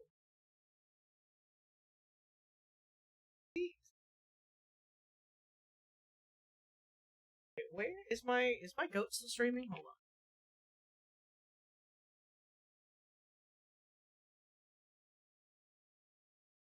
No, I think he just ended. So then let's see. Blah blah blah blah blah blah. See. Which has been really weird lately. Like super weird lately, bro. I don't know why.